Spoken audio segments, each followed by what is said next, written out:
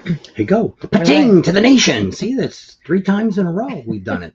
So for all you complaining that I never do it, there it is. So He thinks welcome he gets the tonight. gold star now. So welcome tonight to our Sunday normal live, which we've had a whole bunch of them this week, but we'll probably go back to just a Sunday live from now on out until rally time comes up. We are going to be working on getting Chase from Thunder Beach Rally, have him come on here maybe in the next week or so. And as soon as we get that all set up, we got some information coming out next week. We may do, I'm probably going to do a live, do a video on the police.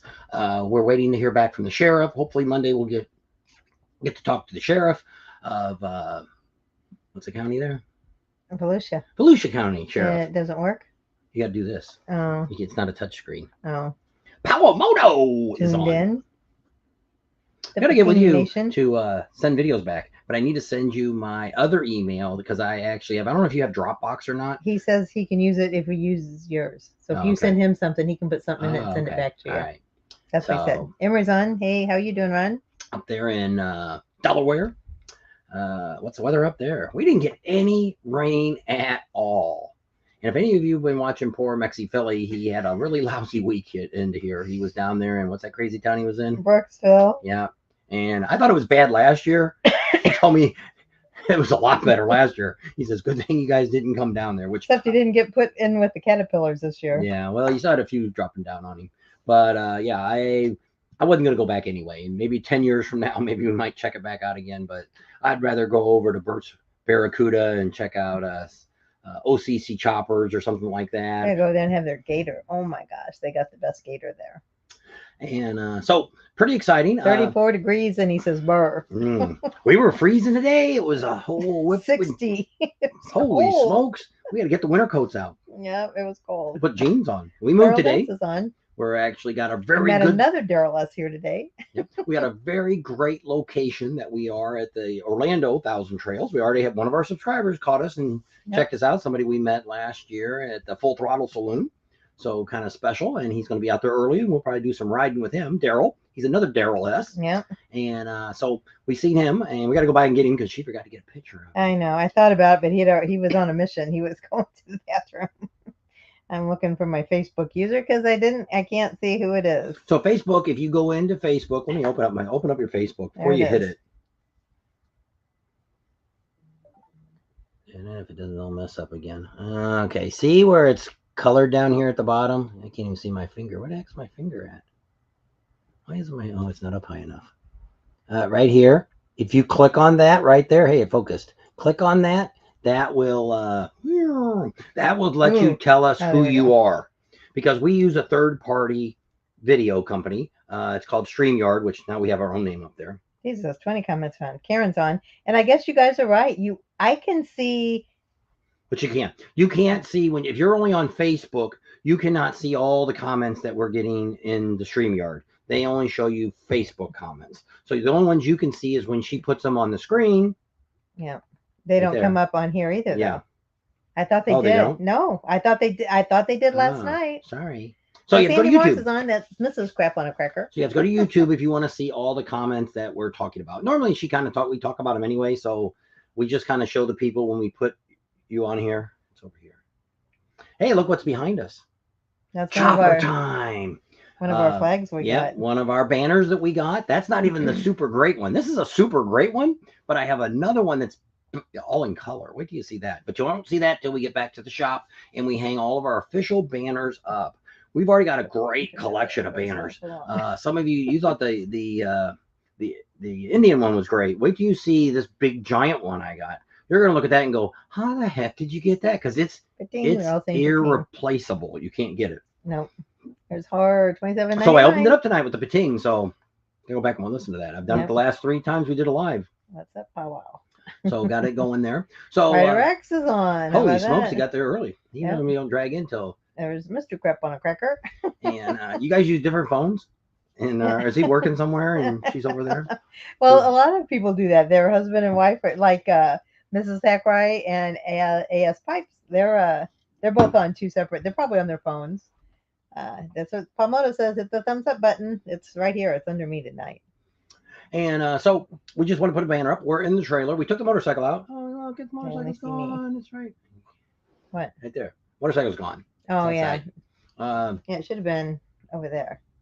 so it's gone. It's There. outside. It's supposed to get really warm. Today was our coldest day. We didn't get any rain at I all. think you're the only one that's on Facebook. They were Karen. talking that it was going to rain for the next 3 days, and now there's. I heard something a while ago saying there could be a chance of rain. Who knows? It's Florida. It could rain anytime. But as the People week don't gets do on, it's going to YouTube. get hotter and hotter. By the next weekend, we're going to be in the 90s here for like 4 or 5 days. So we thought, put the bike out, and maybe by Wednesday. Well, Wednesday we got an appointment. Thursday I might have an appointment too. We might be going to auction, motorcycle auction, a dealer auction.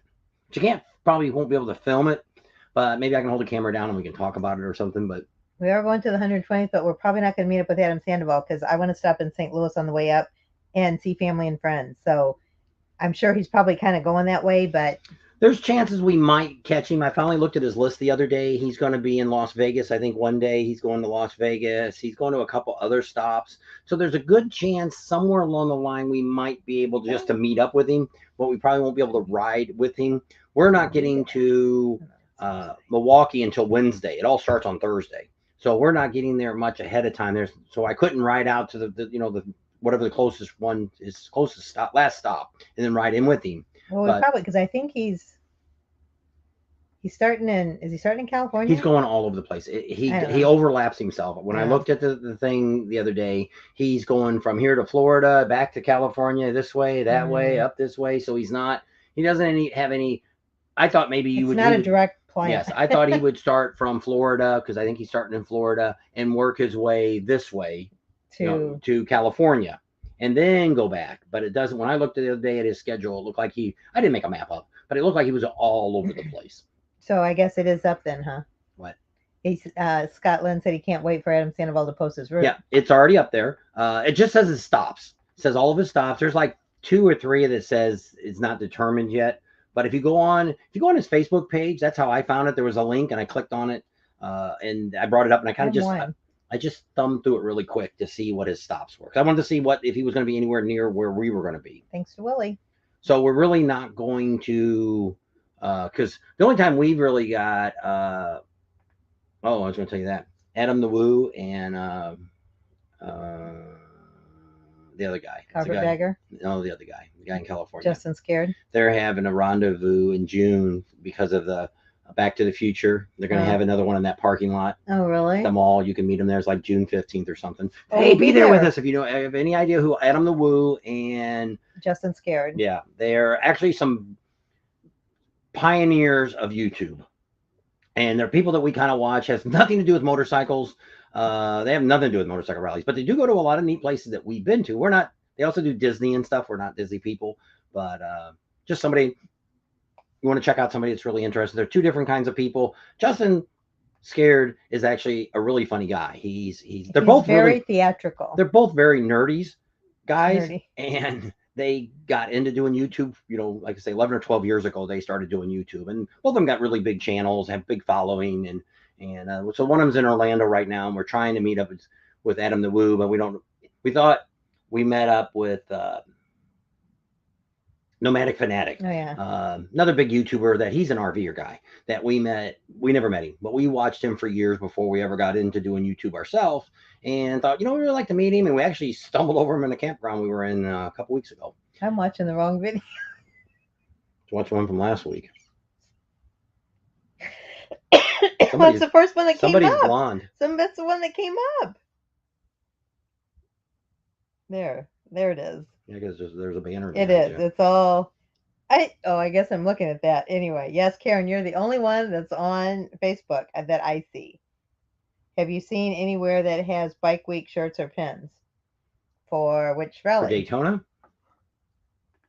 I think if you go in Destination Daytona's outlet, they've got pins and stuff from previous years, and I don't know if they have this year's pins in it or not. Where were we at the other day? There was somebody that had. We went to. They had like a big old giant thing, and you could have bought all the patches from. I don't know.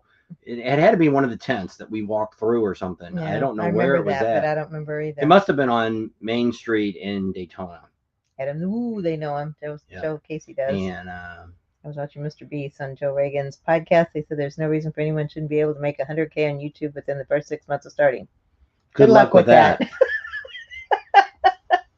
Unless they have the magic formula and they're not sharing it. I don't know. Well, see, there is no magic formula. It is, some people are just hot at what they do. Some people have money too to make things happen. You know, if you go out, hey, if I go out here and start giving away thousands of dollars to people for doing stupid stuff, people want to watch stupid stuff. It's just like Jackass show. Yeah, when that was on, people loved watching that stuff. Or somebody getting hurt, or somebody getting injured, or somebody taking their life in their own hand doing something stupid. So yeah, all that, a wreck, a train wreck, a crash, a car, a fire, everybody, you know, like I say, we did this tsunami. Yep, and banned 55,000 people were watching our live. So, you know, it's unreal. But yes, there's, I don't know anybody. I don't even know if Mr. Beast made $100,000 in his first 6 months. First you got to get monetized, and that's the hardest part when you're doing YouTube, is which is what everybody thinks. You're going to get your relatives and friends to watch. Good luck with that. We just found out her cousin was just here from Illinois, was in Ohio, was in Orlando, about 5 miles from us this weekend. And so for today, she found out, and I'm like, she's probably already on her plane going home. Yep, she was already at home. She went home last night. And I said, apparently she's not watching us. Well, that's what she said. The last thing she saw us, we were in Daytona. So that's why she said that's a week ago, 2 weeks ago. So don't rely on your family and friends. So then you say, well, how do we get people to watch us? Well, what we ended up doing was, which worked out really good for us when we went to Sturgis, was we gave out about 5,000 business cards. We just walked up and down the street. Now we have a unique feature because we can say, hey, do you want to know more stuff about the Sturgis Rally? Boom, here's a card. Check this out. So we gained 6,000 subscribers. The problem with also is some of these people like Mr. Beast, you know, which I've never really watched. I've seen his video, but I don't really watch his videos, so I don't know. A lot of these YouTubers that have gotten really big, they actually have a crew.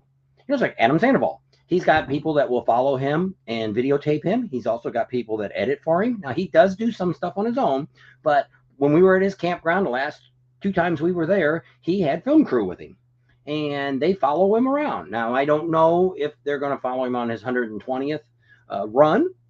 He may be doing it himself, but then again, they may be following him in a vehicle. You'll know when you start seeing the videos. When you see the cameras across the room and filming him walking through the front door, he couldn't have done that himself. You know, so. Well, there's a few times like when you walk in a motel room, what you do. Well, you can. But I'm saying if you're walking into a dealership and trying to put a camera in a place that I know nobody's going to block the view of that camera when I walk in. Plus, I've already walked in and I've already got the excitement of everybody. So it would be really hard to do. Oh, he could ask somebody to do it, somebody that works at the dealership. But, you know, I don't know. We'll see when I start watching his first couple videos. We'll know. Like when he's sitting at his desk now or in his garage talking, he's doing that himself. There's nobody there. I don't think there's anybody there that's filming that, but I think he's doing that himself. But he's got, I think it's 2 girls, and then they were doing it the last time we met him. And so, but a lot of people do that. They have film crews that actually help them out. Like maybe they film everything, but they have somebody else that sits down and does the editing and stuff. Palamoto's somebody like that. He's got a guy that does his editing for him. So sometimes that's nice, sometimes it's not. If they're doing what you want, then it's fine. But then that's that much more money you have to pay to have somebody do it. So the idea, another added expense, which we never thought about when we started this, was you've got to have sponsorships. You've got to get people to sponsor you because you just don't. Because even somebody, it's like not Palamoto, but Prime Cut Pro the other day, he had a video that was really big during Daytona Bike Week. And he said he made like $3,000 on it. We never made a video that made $3,000 on it. I've had one that made almost 1,000, but most of the videos we make are $10, $5, 14 cents.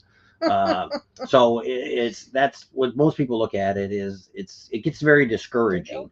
And that was probably my biggest part my first 6 months, was just keeping a positive attitude to keep doing this. Because, you know, when you put a video up, which I do, I see a lot of these people go back and just type in Daytona Bike Week and look how many people that had videos up that had less than 1,000 views. They didn't even make $1 on those videos. And so the time that they spent putting that out, and they're hoping for, like some guy today I clicked on, and he had a video last year that did, I don't know, 755,000 views. Well, yeah, he made some money off of that one video, but the rest of the time he ain't making nothing that's amounting to anything. Well, that you got to keep, and then you got to be persistent. Greg says wants to know if there's any way he can get automatic notifications when we're planning a live show. Says he has to pull up our channel daily and check and then press notification. Okay, so what's happened lately is we're not pre-scheduling this. This one I actually pre-scheduled about an hour 2 ago, hours, yeah. about an hour and a half ago. I put this one up. The other ones we just came live, so there was no notification sent out at all. So typically we try now once we get the rally going and stuff. See, the things we have to look at when we're at a rally is I've got to make sure I've got internet. That's the first thing we do because I can't say, hey, we're going to do a video tonight. Well, it happened the other night. We planned a video the other night. Last Sunday when he was not talking. And we had it all planned up. We had been here before in Orlando. We went to Red Robin before and was able to do a live there. They helped us out, gave us a plug. We used the computer like we're using tonight. And everything went great. Had no problem. So we get there. I didn't check nothing because I just assumed everything was going to be fine. We get down there, we order our food, and we start getting all the phones, turning them all on, and finding out which one's got internet service. And it's like, crap, none of them. They don't have even 1 gig going up. I said, we can't do a live from here. Well, we already ordered food.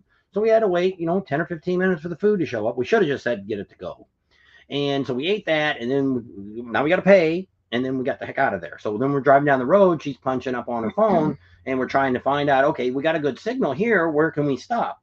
And so we were really thinking about coming back to the trailer because we knew we had good internet in the trailer. But it would have been another 20 minutes to get there. Yes, we would have been late. And so then what would have happened was if I'm 10 minutes late on Facebook, they cancel. We wouldn't be on Facebook at all. So you can be early, but you can't be more than 10 minutes late or they cancel it.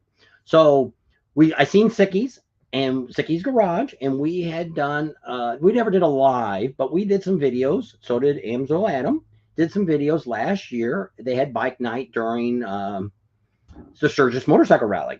So we went over there before the rally and did a video and stuff there and talked to the manager, and he gave us some free food. And one of the girls that's kind of in charge of events and stuff, she came in and she helped, she wanted to talk on camera, and we're like, okay, yeah, we'll put you all on, and da-da-da-da-da. Everything went really good. So if you were here the other day, you knew that we put our name in, we went out to the truck, and we thought, let's just talk out in the truck a few minutes, and then we'll come in and sit in the restaurant. Well, they never called us. Well, the guy said she got a text on her phone that said, we will text you when you're ready. Okay. Because I said, did they give you a buzzer or something to call you? Because we're pretty far away parking because we wouldn't hear them. And they said, no, yeah. They'll, and so she said, no, they're going to text us when it's ready. And I'm like, okay, that's great. Then we'll know when we should go get our food. Well, about an hour. And she goes in there and she was a whore. I'm assuming John was probably the guy that he never came and talked to us. So I'm assuming he's probably the guy that kind of gave her an attitude the other day, that when we went there Friday night to do our live, we got permission, which is all different now. They're getting to be a big organization. They got a lot of stores and all this. Media. They have a marketing company now that's taking care of their events. In Henderson, who cares? Nevada. And so in other words, we'll probably never do anything with them again. What we normally do, which is probably what we should stick with, just doing it like we did before, is we just go in and say, hey, just let you know, we're going to do a live. We're going to go talk to our grandkids. We're going to do a FaceTime with our kids. And they're like, oh, that's great. Okay. So you're like our kids. So our family. We should just say our family. Yeah. So that's how we've been doing it and never had any trouble. But most of the time we like to ask because we like to get, just like if we go to Twin Peaks, we'd like to get interaction with the girls. We'd like to, Sonny's, we'd like to get the chicken bone lady to work with us, get her on camera. So that way they know what we're doing, and sometimes we'll get extra attention. That doesn't happen all the time. Some Twin Peaks, we had one Twin Peaks that got all excited because I was kind of just scanning my camera, which I wasn't even on. Some people are saying they don't want to be filmed by you guys. You shouldn't be filming in here. No, it just went on and on and on. So we did have a good time in Fort Myers. I don't know if we'll be into that one, but definitely the Myrtle Beach one. We're probably going to do a live or two from Twin Peaks there. If it's the same manager, everything will go great there. They're all saying, since we're family, Ryder X wants $20. Rod King wants the keys for the car. Oh, I have no problem with that. We have a rule in our house. You ask our kids. I have the same rule. If you wreck it, you scratch it, you do anything, you own it. I don't want it back. You can't get it fixed. You can't do anything. Just like if I borrowed something of yours, that's the way it works. That's my policy. I'm pretty good about borrowing things to people. But that's, I always remind everybody when they take it. Most people end up saying, nah, I don't want to take that chance. But yeah, that's kind of how I work things. I if I borrow somebody's stuff, I treat it just like it's my own, and not everybody does that. And so yeah, that's my rule. I'm not too bad about loaning things out. The $20. I told Red Oh Rex no, I am. tomorrow. Tomorrow. We're still waiting for you, Ryder X, because I told you I changed my identity to a millionaire, and I need you to give me some money to I make me promise he's be. not going to scratch or wreck the $20 bill, but you're going to spend it probably. I got some funny money I can give you. Some Monopoly money. I can get a lot of that. I know the kids want to come out for spring break again, like they did a couple years ago, but They waited till the last minute, too late. Tickets are too high. Well, that wasn't bad. I finally found some, but they have to fly two different airlines to get one here, one back, and one they ended up having to go back to LAX, and one from Ontario they leave from, but they're nonstop. But they were $386. Well, they wanted us to pay for it. I'm trying to raise money for a furnace and an air conditioner. I still need about $2,000 for that. And I've talked to a couple of rich people that we bumped into, and nobody said, "Hey, let me buy you that furnace. or chip in. I'll put your name on the side Yeah, of it." we'll What you're gonna do with all these banners? We're gonna put a plate on the side of it with your name on it. All these banners There. right here, banners. We're gonna do a big thing about those when we put them up. When I put them all up, we're going to go through and we're going to do a video, and we're going to tell you everybody that sponsored our videos or our banners that they gave us, because these are collector items. The one that I got from, if you were at Chopper Time at Tropical Willie's, the one he had out front, that's the one I got. And I didn't take it. Yeah, so that's a brand spanking new banner he made up just this year, and he gave it to us. And wait, I'm trying to get one more banner. If I get this other banner, what's that one? I'm not going to get a Buc-ee's one. No, somebody asked if we like our Buc-ee's container. Yeah, we use them all the time. Cup. I know. Well, any kind of cup Mine like this. Is horrible. These are actually, they're Yukon cups. So it's not necessarily a Buc-ee cup. They're made by Yukon. So we've had Yukon. We're not going to spend, I don't spend the money for them stupid Yeti. Yeah, I ain't buying a $100 Yeti cup. These things, we had Walmart's for a long time. We got a deal, one of the Black Fridays. Ozarks. Yeah, Ozark cups from Walmart. And we had those for a long Mark's time. member cups too from Costco or Sam's, one of those. I think it is Mark. Fellow YouTubers full of hot air that can stand in your garage and blow. I don't need the heat. We need the air conditioning. The air conditioning is what we need. Yeah. The heat. I never, just like my other garage. My other garage, I put a split system in. This, because the garage is 3,000 square feet, I got to get a complete unit. So we're going to get a heat pump, and it's going to have an air conditioning in it. So the heat pump, probably the furnace. Never know if it'll use it or not. But you never know if it gets down to freezing, because we are going to have water in the garage. I wouldn't want anything to break. Well, same thing with the air conditioner. It's not going to be cranked down to 75 degrees. It's going to be, when I'm not there, it's going to be about 95 inside the garage. And when I am working, it'll probably be about 85. But it just kind of depends. But and then the office where we're going to do the shop, where we're going to do the videos and all that kind of stuff, we're going to have a split unit in there, which is going to cool that separately. So that might be cooler in there. Yeah.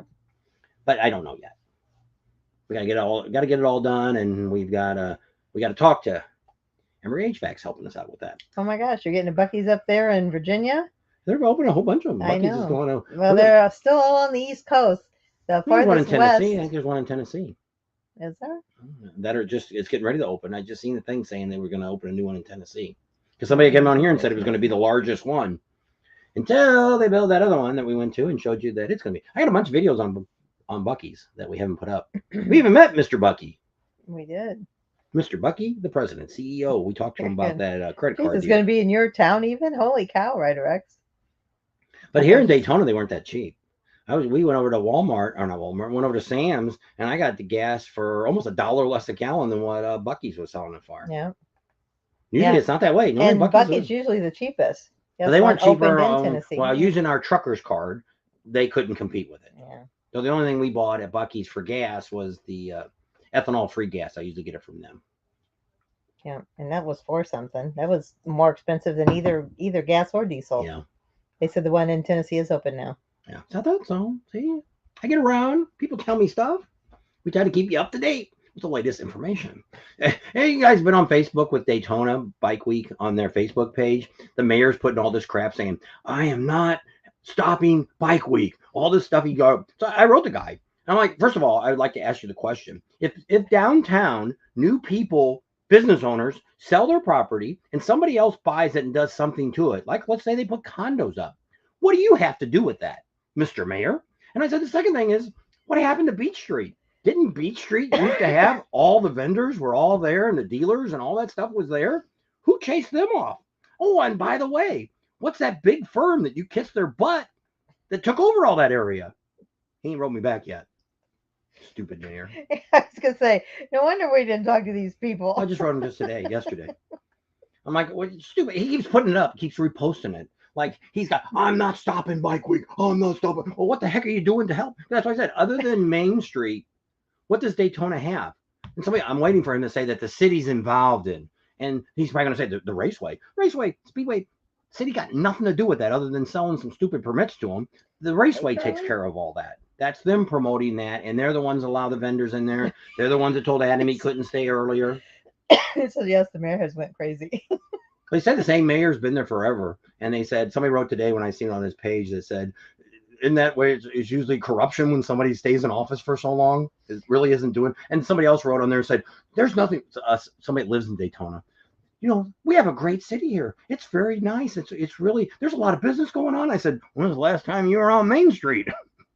Go down there. Maybe businesses elsewhere. Maybe nothing. On the 95. You go down there in about a month from now when the spring breakers are gone and walk around down there in the A1A and look at those old crappy old hotels. And it's sad. Now, some of them, the Hard Rock fixed theirs up inside, but it's still a 50-plus-year-old buildings down there. Las Vegas does when they get old. They tear them down and build a new one. They implode them. Yeah. Other than Circus, that's about the only hotel. That's probably the oldest casino on the Strip is Circus. Yeah, still standing. Yeah. Other than going downtown. There's some down on Fremont Street. Like the big ones. There's probably some little mom and pop ones here and there, but on the Strip and a big casino, that's probably the oldest. Yeah. We didn't get anything cool in Oregon. We only have a lot of weird people here. I don't know. Sometimes the West Coast has a breed of their own over there. I guess I'm in every state. Mayor is stuck back in the 70s, Daytona days. I don't know. He still thinks it's the greatest thing since sliced bread. And he's like, yeah, look at what we're doing. Look at what we're doing. What are you doing? I did. Tell me what other than him telling the police maybe to go down and stand on Main Street, which we're going to talk about that next week in a video as soon as we get a hold of the sheriff. Because it seems like a lot of the issues that we heard, and even the Monkey Man was talking about, he said Daytona, but if he got pulled over where he said he got pulled over, it would have been the sheriff. It would not. Daytona doesn't have any jurisdiction anywhere near nowhere near Cackleberry. They stop pretty much at the top of the hill. They don't. I'm pretty sure maybe the flea market is as far as they go, even if they go that far. So it's for the city limits of Daytona. King said that. I thought there was a dog groomer there on Main Street, but it was closed for Bike Week. Probably had somebody else in the shop. Yeah. Well, that's what Sturgis does. The router's on. If you rent a business, rent a building on Main Street, you got to get out those 2 weeks of Bike Week. No ifs, ands, or buts about it. Same thing with houses. Got to take all your crap out. There's a bicycle shop down there. Yeah. We went in there because it looked like they had a bike that might have been signed by Evel Knievel. And I'm like, wow, man, we got a YouTube channel. Can I come in and take a picture of that? Well, it ended up being Big and Rich. Big and Rich had signed it. But it was red, white, and blue. So we thought. And so he ended up saying, oh, I just want to let you know, since you cover the rally, we won't be here. I'm like, where are you going? They're like, we got a whole bicycle shop. They had stuff hanging on the walls and stuff. They had racks and stuff. And they're like, oh no, we have to take everything out of here. And I'm like, well, see, the way it works in Sturgis, even if you rent an apartment, a house, anything anywhere near the Sturgis area, you have to move out for 2 weeks. And you're like, what do you mean? Well, most of the houses and apartments, you don't have to take your stuff out. They want you to leave your furniture and all that, and they use it all for the people that they rent out. So the difference is you can rent your apartment for $600 a month as long as you leave it for 2 to 3 weeks during Bike Week. Or you can pay $3,000 a month and you can stay there. I think it's like $1,500. Well, whatever it is, still a lot more. So almost most people double. There because they're not rich being paid, but people paying there, and that's why you see. Somebody was talking about it the other day that I don't know if it was a Monkey Man or who I was listening to. Maybe it was Mexi Philly or somebody I was listening to said that probably 75% of the town of Sturgis leaves. They go on vacation. I don't know if you guys told me the story, but there was a guy that Went to college. yeah, he went to college and he lived in Sturgis his whole life. In Sturgis, this town of Sturgis, not on the outskirts, in Sturgis. And so he was in Sturgis, and it was like the first freshman day, and he's in his first class, and they had everybody go around and say, "Hey, where are you from?" And so it got to him, and he says, "I'm from Sturgis, South Dakota." Somebody goes, "The motorcycle capital." He's like, "What?" He said, "Well, yeah, they have that big rally out there." He says, "I don't know about no rally." "No, yeah, they do. It's like, they have it once a year." And he's like, "I don't know." So he calls home to his dad after he gets home that night. He says, "Dad, these guys, when I was in class, they asked me, where I was from, and I told them Sturgis, and they said we're from the big motorcycle rally, big motorcycle community." And he's like, "Oh yeah." He says, "Every year we've been going on vacation. They have the largest motorcycle rally in the United States is in Sturgis. For 20 years they went on vacation. He never knew. He had, which I don't know how long ago the story was told. So it could nowadays I don't know how you wouldn't know it, but back then you may not know because you like here if you had in Daytona, if you were always on vacation the week the Daytona Bike Week was, you probably would know nothing about it. So we need to get a hold of William Brock here. He says he's lived in Daytona 60 years and he's seen a lot over the years. I bet. You can tell us how much it's changed, which I'm sure it has. Which it is. And just like I said, I wrote the mayor that too. I said, by the way, the Indian dealer's leaving too. Wonder why he's moving out. And how about which BMW is not necessarily moving because of the city. They're moving out because they got flooded and the new owner. I don't know if you guys knew that. The BMW, the Triumph dealer there that was right by the bridge on Main Street and Beach, got bought out in the last few months. And new owner, after it flooded during the hurricane, he's probably had it about 6 months. He bought it sometime around Biketoberfest. And after the hurricane, he said, "Forget it, we're moving." So they're looking for property right now. The Indian dealer is moving out to where the car dealers are all at, where we did the one with the key out of the Ford dealer. He'll be out in that neighborhood. Oh, yeah. So Karen wrote a bunch. What did Karen write? She says, we are riding to Tackleberry, and there was a guy that was riding on the wrong side of the road. When a car was coming, he went back to the side he was supposed to ride on, and then a cop saw him and followed him a while. The cop came back, and the guy was gone. I guess the cop didn't want him to wreck. Which is true. Most people don't realize that after we talk to these police, I always kind of thought that too. We've heard horror stories about Sturgis, how people, they were giving you tickets for putting your feet down and this and that. We've seen it in Laughlin. When they had it there, the cops were, which somebody said it's almost entrapment. But as people would be pulling out of the parking lots to go back across the river to wherever they're staying at or whatever, the cops would pull them over within a block. Do you DUI test on them? Of course you're going to. I explained that the other night about that, and we'll talk about it again maybe when I do my police video about if you've been in a bar and you've just had a few beers and you're walking out and they want to do breath, you do not want to do one because you're going to have that alcohol still in your lungs from drinking, in your throat and all that. And if you blow out, I could take one drink and I'm going to blow over the limit. You got a ticket then. You're DUI'd. Well, DUI'd. Yeah, DUI'd. DUI'd. I'd in trouble. And so you want to go down, make them just arrest you and take you down and take a blood test because you just want to make sure that if they're going to do it, and then if they end up, they have to drop everything. If they picked your bike up, they're going to have to give your bike back to you too because I wasn't drunk. That's what I'd say. I'm not drunk. Never admit you even drank. Because that's your first mistake. They say, I pulled you over? I have no idea. Well, I think you're drunk. I haven't drank all day. You sure? You smell like it. I don't know. Maybe somebody spilled some beer on me. I don't know. I don't drink, dude. Don't drink at all.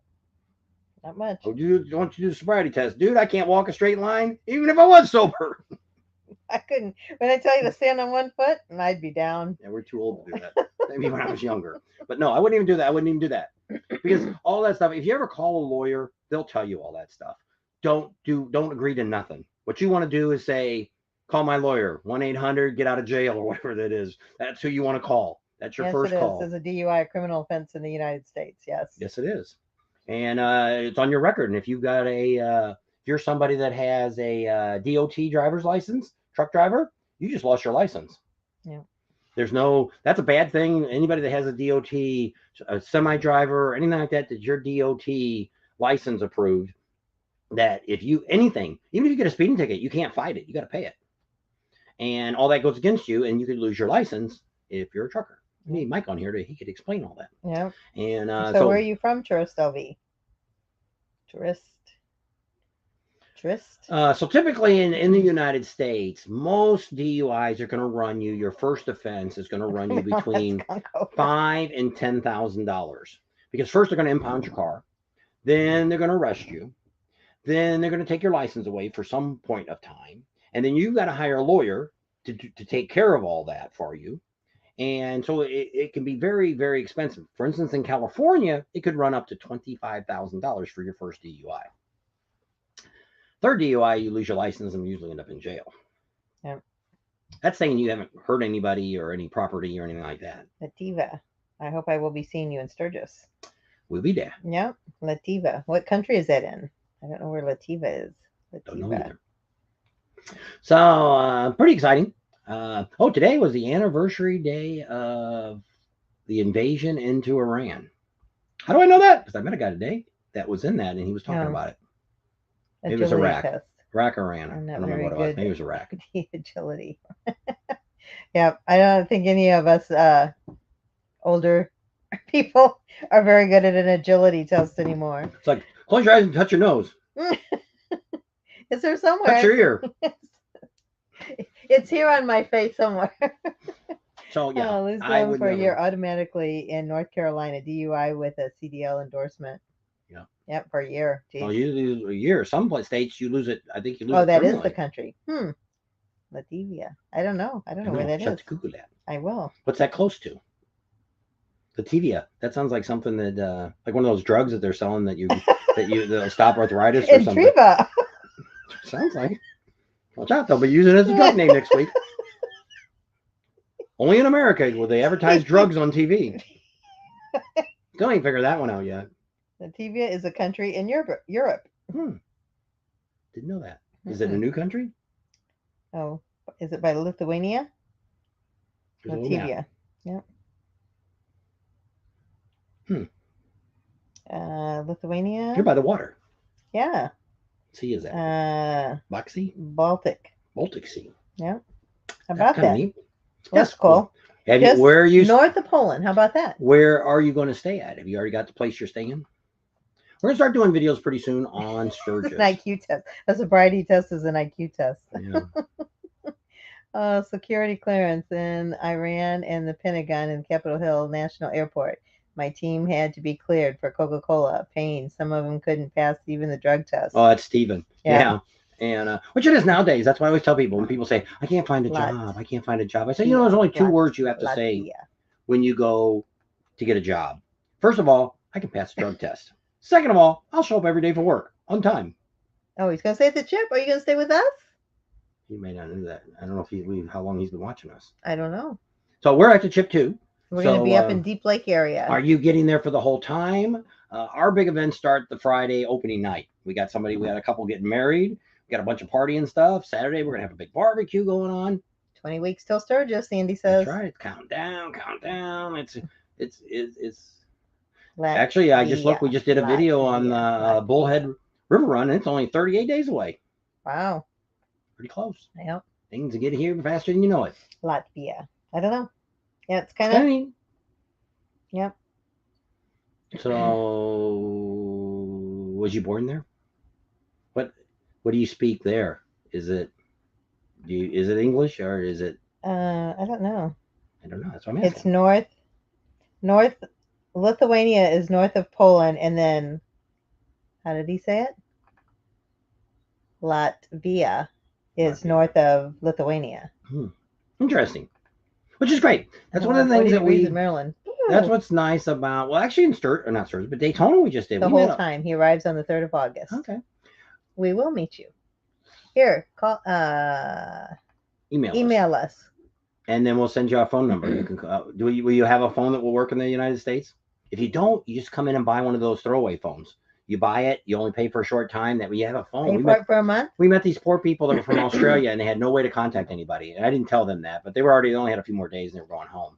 I said, you guys should go to Walmart, go to any CVS, any place, stores. They sell these phones that you buy the minutes. It costs you like $75, comes with like 10 or 15 minutes of talk time, and then you can add more to it. And then you can keep the phone with you. You can bring it back next time you come back, if you ever come back. But then you got a phone.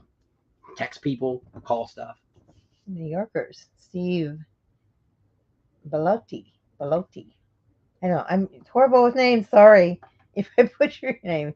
No, correction. He arrives the second. Okay. Okay, so you're plenty early. We'll be there already then. So So yeah, yeah, email us and we'll somehow try to get a hold of you. because we can email you too and tell you some of the stuff we got going on. We're actually working on right now having before the rally starts. We're looking to do 1 or 2 days before is taking a van out and see Mount Rushmore doing the lights and stuff on At it. night. And then the nice thing about it is we can drink and do all that on the way there and back, and we don't have to worry about driving. It's not the cheapest thing in the If you world. want to drink. The more that we get enough people, right now it's about $90 a One person. of two Baltic languages. That's And what we they figured speak. if we could get a couple vans worth of people going, we could probably get it down to around $75 a person. But it'd be pretty neat. I've never seen it at night, and they put all lights on it and play music and stuff. It'd be pretty neat. And it's pretty much a. They said that they'd even take us. We'd have them for the whole day, whole evening.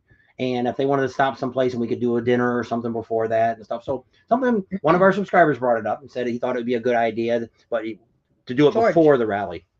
So he says he'll use a UK SIM card. It's cheaper than Okay. a US one. Okay. But you'll have a phone. So yeah, Yeah. email us. And So we'll I'm send assuming you speak English unless Yeah, we're it's being typing good. Yeah. No, it's not translating. Mm. Translating's only on my other thing. It's falling the temperature. It's cold all over. I don't know. And What's tomorrow's gonna be the first day of spring. Your dogs are in New York State. Yep. Oh no, we're freezing. We're freezing. 62. It's 62. Oh no, it's 62. Where's the winter coats? I didn't bring them. I might have mine. Oh, you got the big one. Look. For all those people, we still got shorts on. See your You legs. got shorts? Show I your got legs. shorts on too. No, because I got my pajama We bottoms just on. took showers. So we figured it's later here. So by the That's time my it gets off at aim, 9 to fly o'clock. to US and ride to Sturgis and just get drunk. You do that at the Buffalo Chip. Yeah, because you don't have to go anywhere. There's a And big there's party there. so much. Have you ever been to Sturgis? They're talking about where they live. Sid, did you know that there's a room in the back of Rushmore? There's a. You can go on a tour, walking tour. I didn't know there's a room, but I know there's a walking tour where you can go up, back, and behind the heads. But I didn't know that there's a room. I don't know. Could be where they do. They might have cut a hole in there to. Cut a hole in the back of their heads. Yeah. Well, to do for. So is this? Keep equipment and stuff in it. That's this video. I know, but is this YouTube? Yeah, that's YouTube. I went. So pretty exciting. So we moved. We're over here. We're here There's till Facebook. what? April 1st. 1st. Then we go down to Port Charlotte, and I get to see my friend. So we'll be down in Port Charlotte. There we go see Black Widow, Harley Davidson. There's not a whole lot of bike stuff going on down there, but there is Fort Myers. If we make it down to Fort Myers, we might do a live from down there. But that Twin Peaks is really busy. Yeah. A lot of people go there. Rod King says it's cold for us Floridians. It's cold for people who live in Arizona too. It's like it's people ask Emery. When he got there, he says, "I always thought you were such a wuss because you said it was so cold." He says, "It is cold when the wind's blowing because you get like a wind chill." Oh, burr! I get cold just thinking about it. Thursday. Onward high 70s is coming. Yeah. Well, we're coming. So tell you our temperature here in Orlando. So this will be his first trip to Sturgis. He's only been to the U.S. 3 times.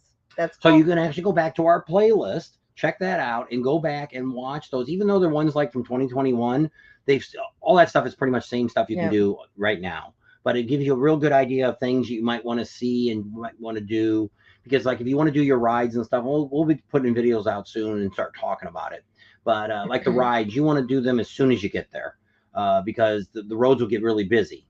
And you don't want to be there like on opening day on the weekends, Saturdays and Sundays. It's just chaos there. You'll spend hours. You want to have the fun. If you want to do the twisty roads and stuff and have fun on them. So where are you flying into? And are you, and I guess you're riding a bike there and then driving into Sturgis.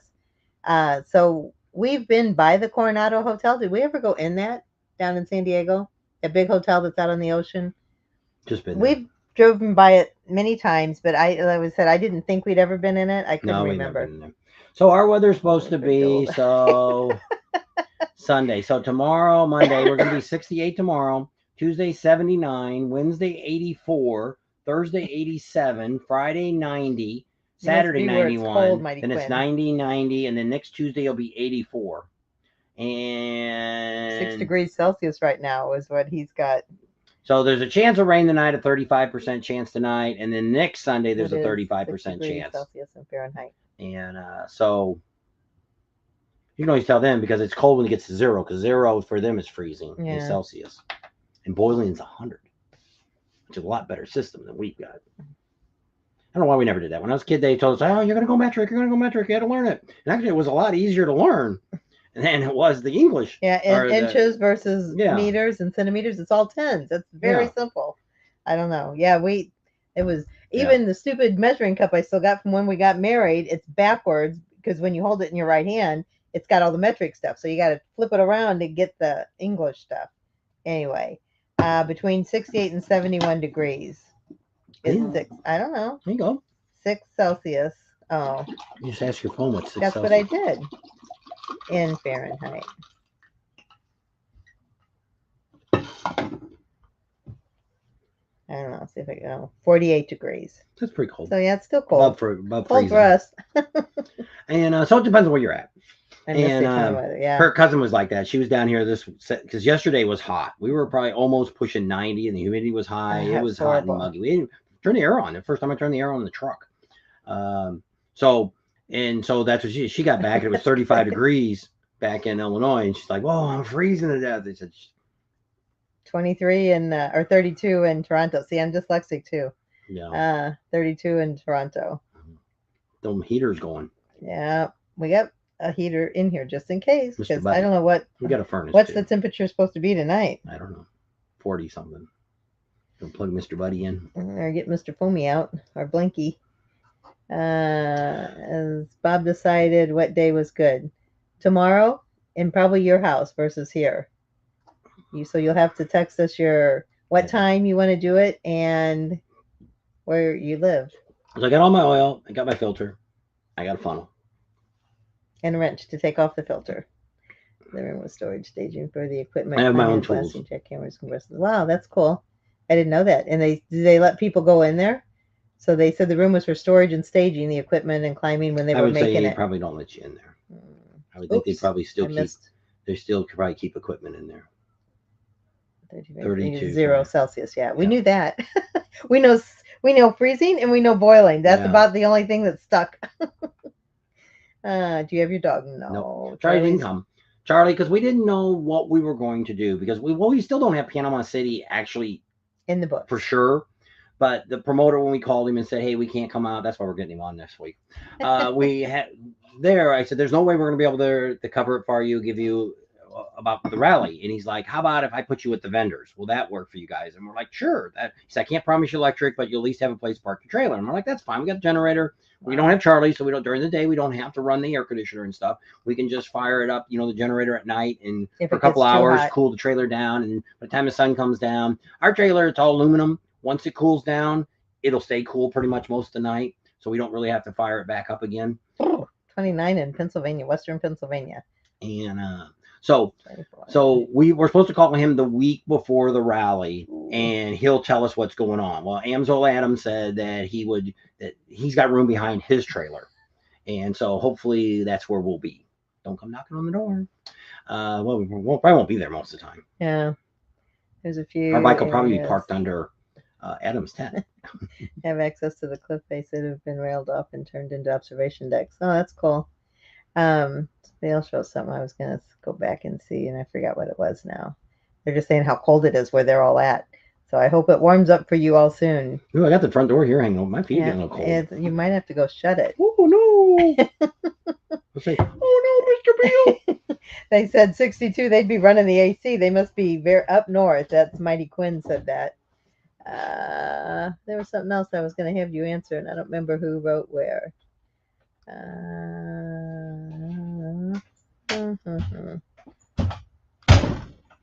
don't know. I don't remember what it was. If you asked a question and he was talking and I didn't get to answer it, you can write it again. I don't see one I didn't answer. Johnny Seward says Maryland is 40 degrees. All right. I don't know. The limit all on that groundhog. Yeah, it was a new groundhog this year. Didn't Fox Poxophily, whatever his name is, Croaks. die last year. So yeah, blame it all on that new groundhog. Bob loves to rub it in. I don't know. It's Well, cold it's for one me. of the reasons. Well, we have been in when we used to live in Illinois. We've been in minus 28 degrees when we lived up in Chicago in the 80s. It was minus 28 with a Yeah. wind chill of minus 80. We actually had a full service gas station. Her and my mom were out Out pumping pumping gas. gas. I was inside the garage trying to get cars to run that had frozen up.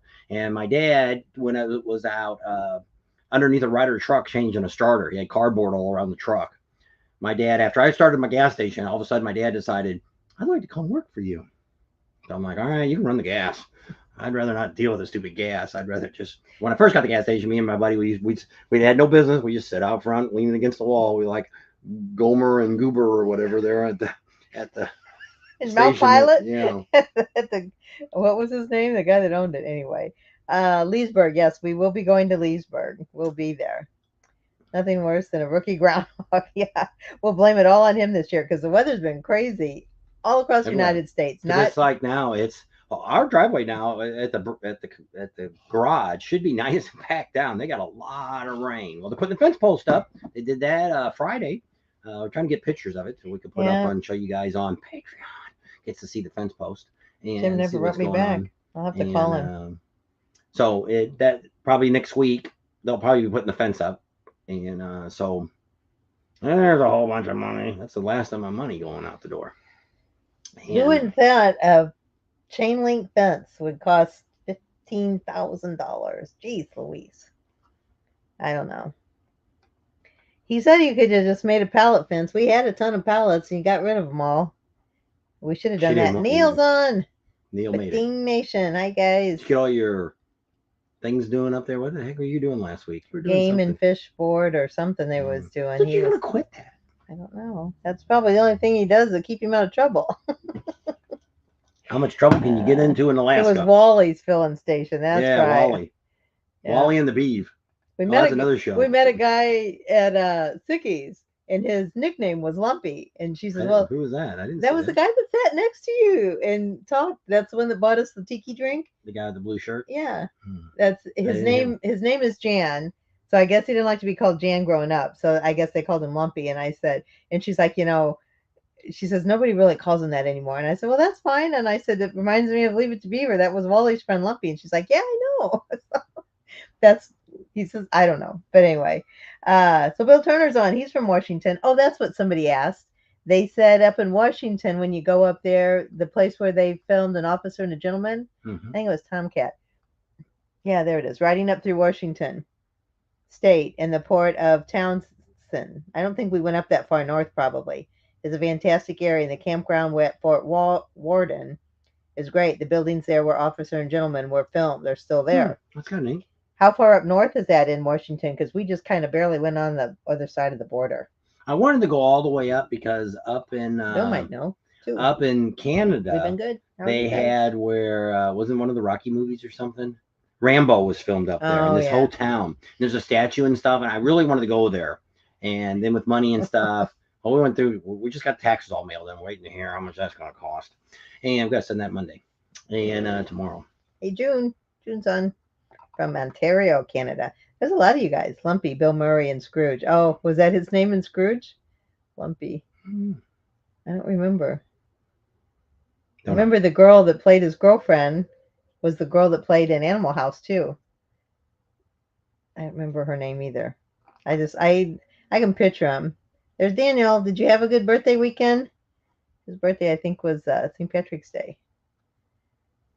So anyway, caught up, huh? 87 people on. We've been on for an hour. So we've got an appointment Wednesday, and we're not going to tell you who it is because I don't want anybody to sneak in there and get video from this great guy that we're going to go meet with. I had to think of who it was. Thursday, we're doing the auction. So I'm going to tell you about that. We're going to an auction, a motorcycle auction. One of our subscribers, he's got a dealer license, and we're going to go in there, and he's already shown some bikes. I'm not probably looking to buy anything. Once again, we're trying to save up for the air conditioner. I need an air conditioner more than I need another bike. But at least it'll give me an idea of what bikes are running at an auction again. It's been a long. I've never bought a bike at an auction. I bought a lot of cars at auctions. I used to be a car dealer too, used car dealer. So I've been to the auctions and stuff in Missouri, and so I kind of know how that works. Right I'm here. looking at Copart, which we got a video set up to send you about talk about Copart too. And I was going to show you how that all worked. I'm all signed up and paid and everything, ready to do something with that. And that was what we're going to do with our veteran bikes.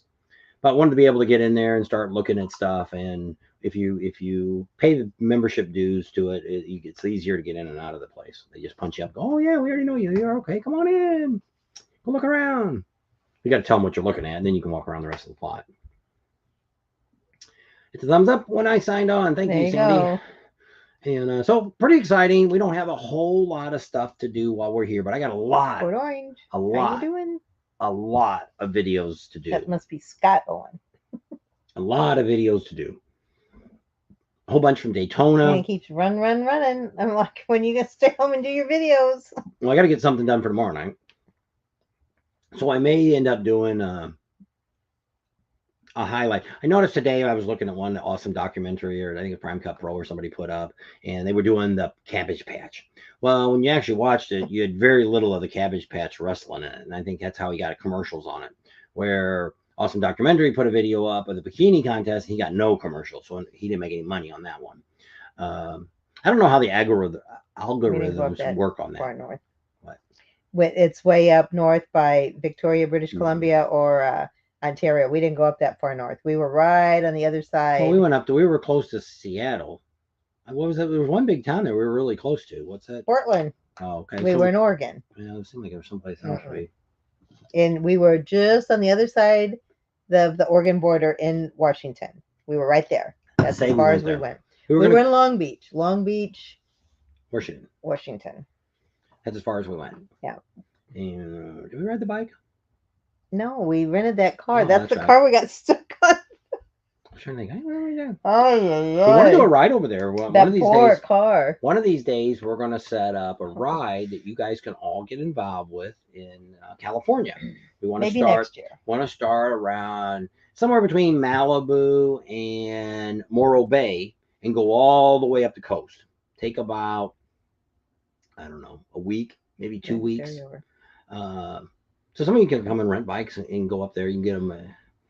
And so just something to think about, and something we're not charging nobody for nothing, but what I do is I set up all the hotels. I give you a list of places that we'll be going, and you can decide. And if you don't want to go to a lot of the stuff we do is free. Now I'm in Winchester Mansion wasn't, but if you've never been to the Winchester Mansion, even if you don't care about guns, lady was a nut. It's just crazy to see what she did. But if you want to see the biggest collection of Winchester rifles, it's there. Every Winchester rifle ever made is in the showroom. They have a big glass case. You can't touch them, but you still see them all. Kind of neat. And that's really neat. You can go on private tours too, which would be kind of neat to go on some behind ones. And then they wanted to all go to Alcatraz, where me and another guy said, screw that. We sat at the bar. They were at the Alcatraz. You and Jesse, because Art went with us. Yeah. It was me and so they did that, and then we go to like Rock Beach, and we go to Black Beach, and we see the dolphins, we see the seals mating, and we see elk and moose and crazy wooden turkeys running around and all kinds of stuff. So yeah, but the heater went off, or the refrigerator back there. No. Ice box. Yeah, we got extra tea now. That was a finger slip. I don't know what he did. It doesn't matter. Across from Seattle. You ride the ferry. So that's kind of what's going on. So I don't know. Nobody else has got anything. David says. I started out with a patine. I know, but there's 3 days in a row. Correct, Neil. Beautiful country. Yep. And so yeah, no matter what you say about California and Oregon and Washington, especially along the coast, they have some of the best. I would say it is the best coast riding you can do in the United States. Because we've done the East Coast, we've done along the Gulf, stuff like that, and it doesn't amount to anything compared to what you do. See the big difference between that, and I don't know if Washington and Oregon are that way. Maybe somebody's from Oregon's there. In the state of California, you do not own the beach. You can't buy it. It's owned by the state. So anybody can swim on it. So that's why there's so much great coast riding in California, because you could build on the coast, but you can't own the property. Or like in Florida here, which drives me insane. If you're driving down the A1A in Daytona, and there's houses on this side, and there's a bunch of little docks.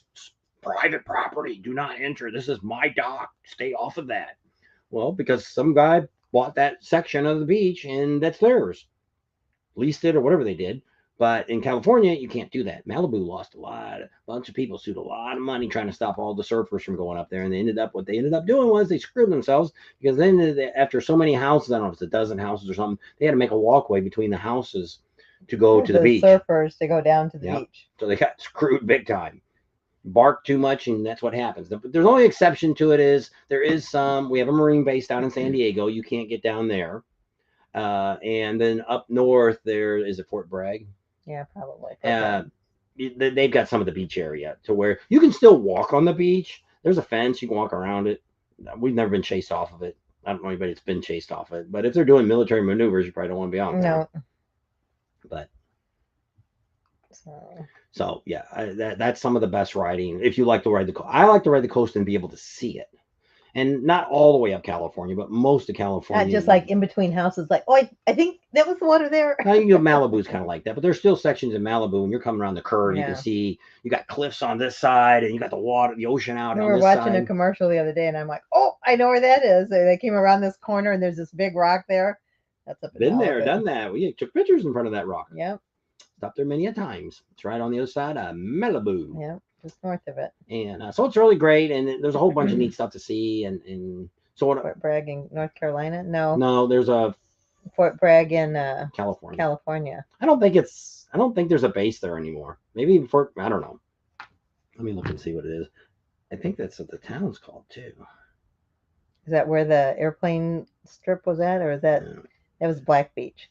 Fort Bragg in California. Because we went through it coming back from. There's Glass Beach.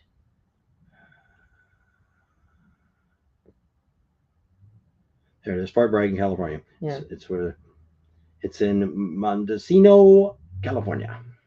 And that's where Glass Beach is at. Yeah. There's got Tomcat parking at Stanford for a while. Did I not ask for Black Beach? Oh, I asked for Black. Why did I put Black Beach? You were probably yakking. It picked it up. I just wanted to know about Fort Bragg. I didn't want to know about anything else. Fort Bragg.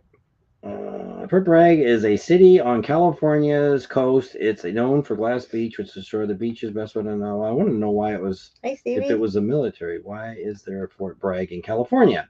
Fort Bragg was founded in 1857 before the U.S. Civil War by Lieutenant something Gibson, who established a military post to keep control of Mendocino Indian Reservation.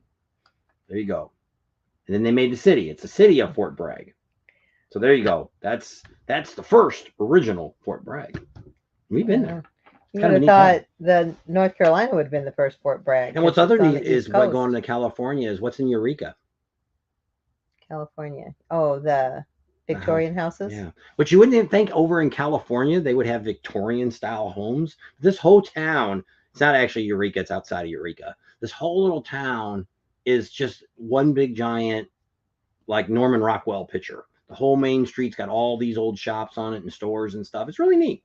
Not the whole town, but most of it. Yeah, a lot of it. You go around the corner. And they used to be all different colors, and it didn't seem like they were as colorful that last time we went. We have seen the manatees, but that was when the kids were little. Yeah. I don't think we've seen them here lately. Yeah, well, every time we've come down here and gone to like the manatees area and stuff, we've never seen any. Does the coastline ride just for a few hours up to Santa Monica? That was my last day of the coast to coast trips. It was nice. Cortina to Santa Monica.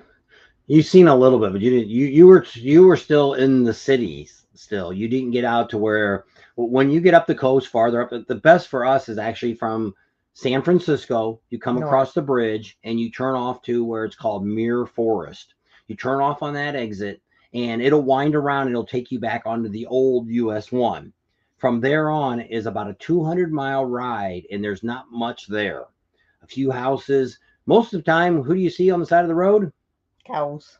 We The had to happy cows. we even had to push them off the run. Well, not this last time. There Well, was a we didn't go all the lot way. We more. didn't go all the way down though. We I don't didn't do the know. last 200 miles. Pheasant Black Beach, a nude beach in California. I think a part That's of it was. that's far. That's more down around Malibu. There's a Black Beach down there, which That's in Santa Barbara, isn't it? no, Black Beach is the one that's up. But it's not really a nude beach. What you have to do is people hide behind logs and stuff. They build these little log forts and they get behind them and they get naked because there used to be down in Santa Onofre in San Diego. There used to be a nudist beach there, which was open. It was known. There were signs that said from this point on it was a clothing optional beach, They said that red tide is coming in. and then it ended up that's coming here. Well, it says, did you hear about the seaweed that is wider than the United States heading to Florida? Yes, and it stinks. Hmm. Stinky stink. Not that it stinks; it's a bad thing it's doing. But Is yes, Sigmund going to be in it? Sigmund the sea monster? Anybody remember that yes. show? I don't know which way is it coming on the Gulf side or is it coming on It the says ocean to Florida, side? heading to I know, Florida. but Florida's on both sides. It's on the Gulf on one Oh, side. I thought you meant. I seen them showing it coming this way, but they say it should be after spring break. But I'm hoping it says on the Atlantic side because we're on the Gulf side now. it doesn't matter. Is it, how often you plan on going to the beach? But if it's that stinky, Glass Beach, Fort Bragg, California, and Mendocino. That's it. You know, guys drove through it. Yeah. Yep. But you go down to Glass Beach. Before they put the signs up telling you weren't allowed to take it, I have some at home. Now they got a sign that tells you do not take it. Hey, there's Kiwi and Twerp. How you guys doing? They're in California, and they've got residency at the Buffalo Chip also. Yeah. Don't be ashamed. Be proud of it. Does it smell like that skunk smell? I don't know. Maybe he's talking about the nudie beach. Mm. But they ended up changing the Article. nudie beach. It ended There's up turning, the article if anybody wants to take a screenshot of that, and you can pretty much see go it. on any news and type in Florida. That's like the breaking news is this stuff coming. Oh, did you hear about Miami? Spring breakers. It was really crazy tonight. We just seen on the news a minute ago. The mayor's on there. Spring breakers, don't come back. We do not want you in our town. There was shootings. There's already Saturday night and then this morning, Yeah. Sunday morning. and 3 people are already dead. Spring breakers killed each other. We love to ride. Said we rode from San Francisco to Calvary. Did the coast from Eugene, Oregon to San Francisco. There you go. That's a good ride. Cool. So did you ride? So that 200-mile stretch is from when you come out onto the one from Muir Forest, then you go all the way up to Leggett. And when you come out on Leggett, that's that 200-mile stretch, which takes it's an 8-hour ride. Naked Beach. Why am I just not hearing about this? Bill Turner says it's in California. It's not up there in Washington. Well, there could be some up in Washington. There might be both the Gulf and the Atlantic side. Ooh, it's going to come up and cover the whole darn half of the state. I don't know. Well, there's supposed to be some way now that they can get rid of it, but they're trying to they're afraid to use it this year because I guess this comes off and on, but they're not sure if this stuff that they put in it that I guess is going to dissolve it, that it might hurt the fishies.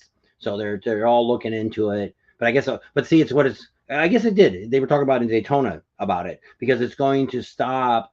No, that's the turtles. The turtles are getting ready to start mating here real soon, and so they're telling everybody in Daytona, laying their eggs. if you don't start your construction before the turtles come, you can't do it until after mating season. I didn't realize, was it like 6 months or something? 9 months, or it's like half the year. It's like, holy cow. Well, because I think they come up and they lay their eggs, and then I guess it takes them 9 months to produce and go out. So yeah, you can't. They can't do any more construction then. They said, especially if they find a nest on your property. If you're already started and you can keep the turtles from getting up wherever you're doing your construction, you can go ahead. Yeah, Bill Turner says it's a little nipply up there. And I guess so, up there in Washington State. Bikers don't sound too bad compared to the spring breakers. That's right. That's what we said. Well, so Daytona's the same way. Daytona's told us the same thing, too, that when we talk to the police and all that stuff, they don't want spring breakers. They don't want them there because it's the same. What it ends up being, most of them are underage that come there. And they bring their own liquor with them because they can't buy anything. And they put 20 of them in a room. And then they trash the rooms when they come out. And they didn't put, they put a credit card down. But then by the time they leave, their credit card's maxed out. So you can't do nothing to it anyway. So it's just a mess. And we never had enough money to go anywhere for spring break. Yeah. We just were. Well, we were only in high school. She didn't go to college till after we were married 10 years before she decided to go to college. So we never did the college thing. And when we were Well, in now high they're saying school, it's almost high school kids too come well, down yeah. for spring break. But I mean, I think James used to when he was in high school. He did it. Our son-in-law. Mindy went He one was time in Georgia. high school with her boyfriend that I didn't know about till after the fact. But I mean, there's a lot of places. Like we lived in Illinois, Missouri. Missouri, they used to go out to Lake of the Ozarks, and they had stuff. And there's a lot of different places. But I mean, we didn't. I don't know what we worked most of the time. When we were in high school, from the time I was a sophomore in high school, I had a job every day after school. So when spring break came, I probably worked full time because in the summer I worked full time. We didn't. Before we got married, I worked in a factory for the summer, and she saved all her money, and we spent all my money. Big factory job I had. Made air conditioners. There is Emery still on? Yeah. I made Singer air conditioners. There you go. I Singer air conditioners and furnaces, and used to. I worked on the big commercial units. My father was a plant manager, and so I was summer help. And they got stuck me in welding for a long time, and I didn't like that. And I got affected my science. I had headaches all the time. And then so when I came back, they said, "Well, you want to go on the commercial line?" Well, commercial line's neat because you work on the whole unit all the way down. And so then they ended up getting good with the guy that was the parts. He was like the parts chaser guy. So you rode around on this little scooter and you went and got stuff. It was one of those, I don't know what those things are. It got two wheels in the back, one in the front. It's not a trike, but it's got the little handle on. It's like a Cushman cart. That's probably what it was. And you'd go over and get a panel that was painted or it wasn't painted yet. You ran it over there. The biggest thing was when I was working there, I put the stickers on the side of the air conditioner too. And I had this Westinghouse one I put on. And I'm like, hey, somebody gave me the wrong one. And they're like, what? This Westinghouse one. What am I going to do with this? And they like, you put it on the side just like you did the Singer one. Yeah, but Westinghouse didn't build that. We built that. They said they're paying us to do it. I said, that's not right. That's the first time I learned. I think I was 16, 17. It's the first time I learned that a lot of things that are made are not made by the company that has the decal on it. Yeah. Well, it's like Harley Davidson. They made that, what, 550 and 750 or 650 and 750. Those weren't made by them. My king said they're very protective of their turtles, that you can't even turn on the lights outside so the turtles don't get confused. Jeez.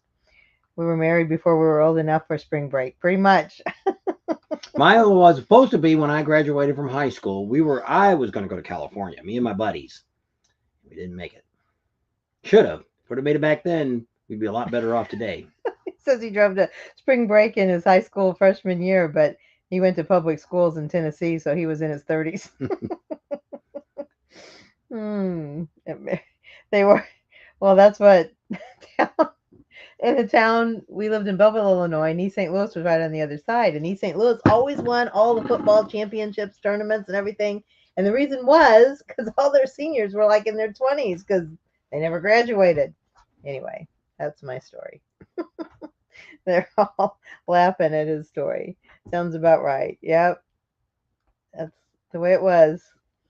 So where were you from, Bear Tracks Outdoors, originally? I don't know. I think he thought he said, where was he from? Oh, Tennessee. All right. Tennessee, Arkansas, all those places. What's the other one? Arkansas, Alabama. All those down there.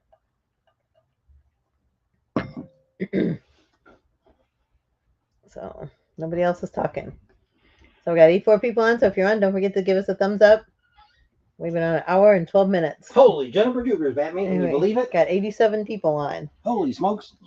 Harley One Forever's on. So there now, he is. I got a big job tomorrow night I got to do.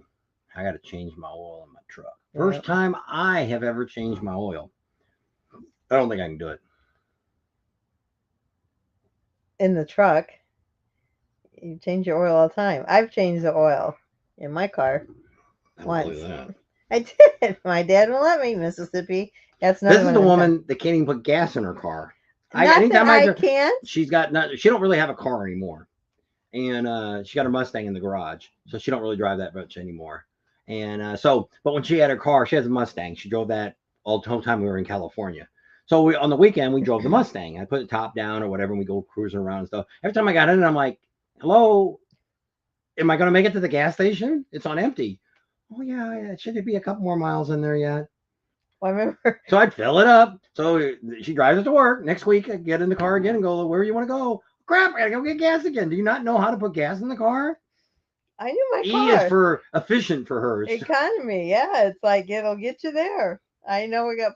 And my daughter is the youngest daughter is the That's probably why total she's that way. opposite. That's probably why she's like that. It's like it moves off the F. We gotta stop and get gas, and I'm like, when Mindy had renewed her vows, and his sister came out, and they didn't rent a car. I said, you can use one of our cars. So I let him use the Mustang, his mom and his sister. And she kept saying, it needs some gas. Your car needs some gas. And I go out there and look. I said, it's fine. She's like, no, it's like almost on empty. I said, oh, it goes like another 50 miles past once it hits empty. When it's in the red, when it's almost to the other side of the red, then you need to get gas. You'll be fine. So how many times in the last 20 years do you put gas on anything? I don't know. Probably not very many. It's not that I don't know how to. I don't know, what did he say here? Oh, he wants to know, the guy from overseas. Do spring breakers make trouble there? Don't they know how to party properly or what? No. Problem what you have with most spring breakers, well, the problem we have in America now is, which when we grew up, it wasn't, the town I lived in wasn't impossible. Well, it was a reality that guys had shotguns and rifles in the back windows of their trucks. They'd pull into the high school parking lot, have rifles, and didn't have to lock your truck. You didn't have to worry about anybody. Nobody drug a gun. Nobody got shot. We all had pocket knives. I got a big old knife. I found my knife. I think I brought it along. Mm-hmm. And that I had for a long time. And so we had big old knives and stuff like that. And nobody stabbed anybody. If you got in a fight, Nobody you went outside, shot you went out in the anybody. back of the yard behind the school and you got into a fist fight if you had a disagreement with somebody or something like that. And that's kind of what you did. Well, nowadays over here in America, people go the other way. And I think it's because of all these stupid games these kids play, that they shoot everything and they kill everybody and steal cars and all this stuff. So now you got all these kids that get these guns. You can buy a gun anywhere on the street. Wouldn't take me probably no more than an hour to buy me a gun in Orlando here that has no serial number on it. Ain't hard to do, and probably less than $100. We call it a throwdown gun. And so it wouldn't be hard to find. Well, that's what they buy. They buy a gun like that, and next thing you know, they're down in the populated area, Miami, and they're having fun and they're chugging beers, they're getting drunk and stupid, and somebody mouths off to somebody or they bump into them, pull the gun out, and they shoot them. It's like Short a game. tempers. It's like Yeah. a game. Yeah. And so, yes, it's not. That's one of the reasons I like going to motorcycle rallies. Is you don't see it as much at a motorcycle rally now in America. Pretty much most states, other than Illinois, New York, and California, a little bit of Washington and Oregon, you can pretty much carry a gun in almost every state. They prefer you to have a concealed carry card, which is what we have, and you take a little course, you take a little test, and the government IDs you and everything. It's the same thing you do on a passport. If you have a passport, it ain't much different than getting a gun registration and getting a gun concealed card. So most states, like ours is in Arizona, we can carry it in just about every state other than New York, Texas, California, Illinois. Most stuff that's on the coast is where you run into trouble. Texas, I think we can. No, Texas you can. You said Texas. So it's like New York, Illinois, and California. Those are well, they say most things that are along the coast have more stricter gun laws. It's like Chicago. Chicago's got one of the strictest laws in the world for getting guns and buying guns, and they are one of the leading places of people getting shot. Yeah. So what's going on there? What ends up being in America, it's usually not the guy that has the registered gun that shoots somebody. It's usually somebody that stole a gun or they got a hot gun or whatever the case is. But now we got these kids that are in school and they're shooting each other. Kids, the other day there was a kindergarten kid that got caught carrying a gun in the school. Now so I've got guns at home, and we used to have a wooden glass gun case that I have. I still have it. Now it's full of shot glasses because I have a safe now at home. But when the kids were little, from the time they were born, that cabinet never was locked.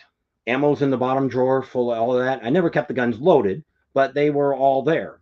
And their boyfriends would come over and they would say something about, oh, God, I'm going to look at your dad's gun. They would say, I didn't have to be there. No, don't open that cabinet. Don't mess with it. That's my dad's stuff. Leave it alone.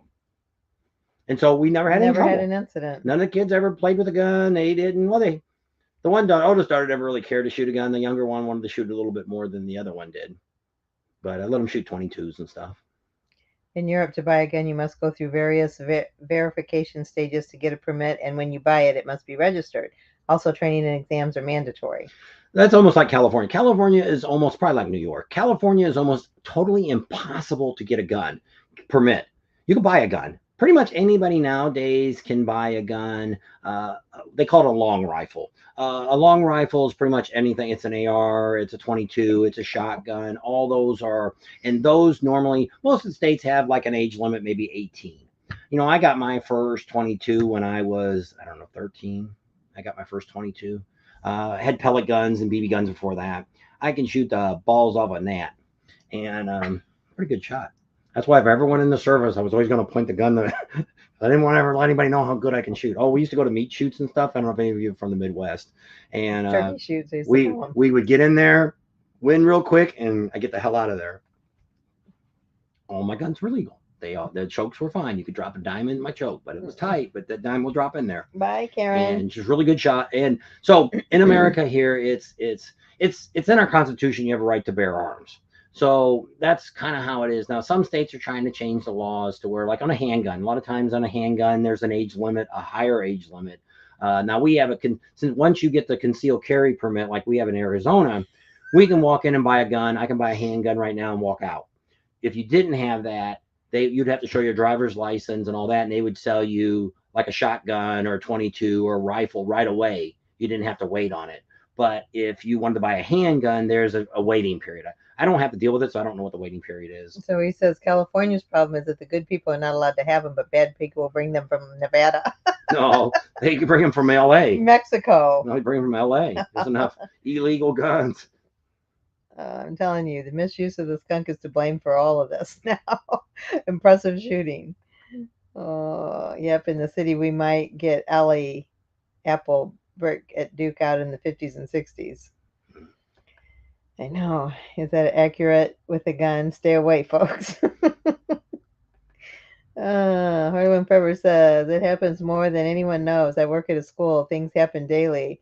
Don't get informed of it. Every year there's a death threat to teachers and guns brought to school in K through 5. There was a teacher we talked to the other day, I don't know, one of the rallies, and she quit being a teacher because of that. We were talking, I don't know if we were doing a live or we were just talking to some people in a restaurant, and this girl walks across. I guess she was sitting at a table next to us, or she was a waitress. I don't know. And she says, that's why I quit being a school teacher. I was a school teacher for like 15 years. And she said, I had to get out. And she turned around and walked off. You couldn't do nothing. She says these kids would spit in your face. They would, tell you off, anything, and you couldn't do anything to them. And so that's what's wrong with which it is. That's why, Florida's getting ready to pass it now, to where if you want to send your kid to a private school, the state will give you the money that you normally would pay for your taxes. Like us. We pay taxes on now we're in South Dakota, but we pay taxes in South Dakota, and that pays for the school kids. We don't have any kids going to school there.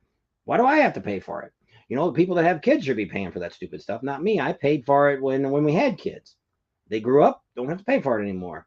So, but the idea is, why do I want to send my tax money to a public school, which can't teach damn kids nothing because they can't do it? Where if you go to a private school, they can be a little bit more strict with them. Still can't really do corporal punishment. And that's why I said that's what she always said. I think that's a lot of the problem, because when we were in school, if we can you sit while your head's cut off? Well, it's my back is killing me. When we knew we'd get swatted if we did something that we weren't supposed to do. So you thought twice about before you did it, and you took that consequences. It's like, all right, I really want to do this, but if I get caught, I'm going to get a swat. Well, now these kids, they can't touch them. Well, the parents can't do nothing either. And it's just like, oh my gosh. So that's what I said. It's the just next like 20 there's years no from now, consequences for their action. That's what the problem is. 20 years from now is going to be just a mess. Kids today are fearless. No, they don't stupid. have any respect. They're stupid. They don't care about nothing. They don't want anything. 90% of them, 99% of them think they're going to be gamers. I'm going to be a gamer. I'm going to get paid to do that. I'm going to be a gamer. Or I'm going to go to college. I go to college. One of our subscribers just told us the other day his daughter's getting ready to graduate in 3 months from college. And that's what he said. I said, well, what's your daughter going to do? I don't know. She went to college, but she, I don't know. I guess she's going to try to find a job like that. Try to find a job. Well, as I said, you'd be surprised how many people, when we lived in California, how many people have degrees and they work at Walmart because they went to school for something stupid, art degree or something like that. Well, are you going to be a painter? Are you going to do something in the art business? It's kind of like people that go to service. Now, we were going to go in the service. We didn't. But my brother went in. He was a heavy truck operator. And he ended up being a maintenance man. I got another friend that well, Robbie Cable. He passed away, but he went in as an MP. And we're like, well, when he went in, we're like, are you going to be a cop when you get out? No, I want to be able to be in the service and boss people around. But he had no intention of ever being a cop. And my brother-in-law went in. And he was a movement specialist. What he did was he moved all the corporate anybody that were high up in the service. He worked at a trucking company, moving company. He didn't have to wear a uniform to work or anything. He would show up there every day, and he was in charge of moving the generals and the colonels and the upper brass and all them moving their stuff around the United States. And that was his When they job. got So transferred. when he came out, he worked in the heating and air conditioning place. He had no intentions of doing that. Well, college is kind of the same thing. All these people go into college thinking, hey, I'm going to go to college. I'm going to take these cool classes. I'm going to have a lot of fun in there. And then when they come out, they're like, okay, what are you going to do? I don't know. What do you mean you don't know? You went to college. The idea was, it's kind of like my grandson, the oldest one now, is going to be a junior in high school. And I said, you got to start thinking now what you want to do here in life. Well, he wants to play football. Well, the odds of you becoming a football An NFL pro is football slim to pro. none. Now, you might make it. That might be a good course to say, okay, I want to go there. Let's see how it goes and see if I get a scholarship. I don't think he's going to get us. He was a lot better when he was a younger kid. He grew up too fast and he's too tall and he's too skinny now. He doesn't want to put a lot of weight on. He wants to look good.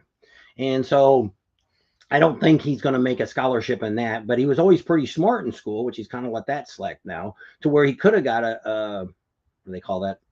Academic scholarship and went to a community college or something. Because at first he was kind of wanting to be like a cop or a fireman or something like that. And I'm like, oh, those are two good jobs. And his dad's kind of talking in, which I'm saying the same thing, is to be a lineman, electric lineman, like for a power company. That's $150,000 to $200,000 a year. And within the 2 years, you're making that kind of money. There's big money. We got a lot of friends that have gone to Texas and they're linemen. The difference with a lineman is if you work for a good company, when Florida has the next hurricane, you're there. Yep. You're on double time, sometimes triple time from the day you leave to the day you get home. That's why you're making that extra $100,000 a year. So you're gone like down here. They call it mutual aid. I used to do it with the utility company, the gas company I worked for. We only did California. So I did the San Bruno fires and stuff like that, and I made double time from the time I left to the time I came back, and was it 8 days, 7 days, or something? 10 days, I think you were gone. And so you were in double time the whole time you were there. So you're getting paid good money for doing it.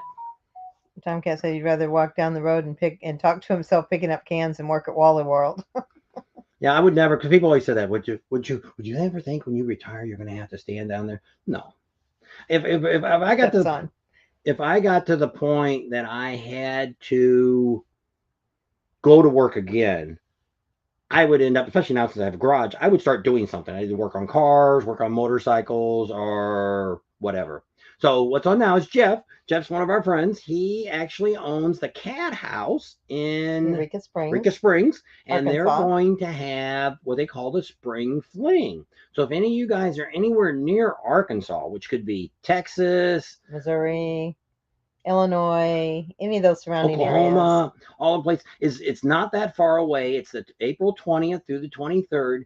They have some great fun. And another neat thing about that area is that it's some good riding. It's not as great as Sturgis, but it's pretty cool. We're going to be probably going out towards the plan is, if all goes well, we'll be out there for the Bikes, Blues, and Barbecue. But they have what they call the Spring Fling. And it's starting to get warm out there in Missouri by the time you get into April like that. So it's a pretty good time to oh, that screen kind of changed colors. I didn't know if we lost internet or not, but I guess we're still there. Yeah, looks like it. So check it out. Yep. And if you're interested in going, it's a great thing. And there's a lot of some hotels around there. There's some campgrounds and stuff around there.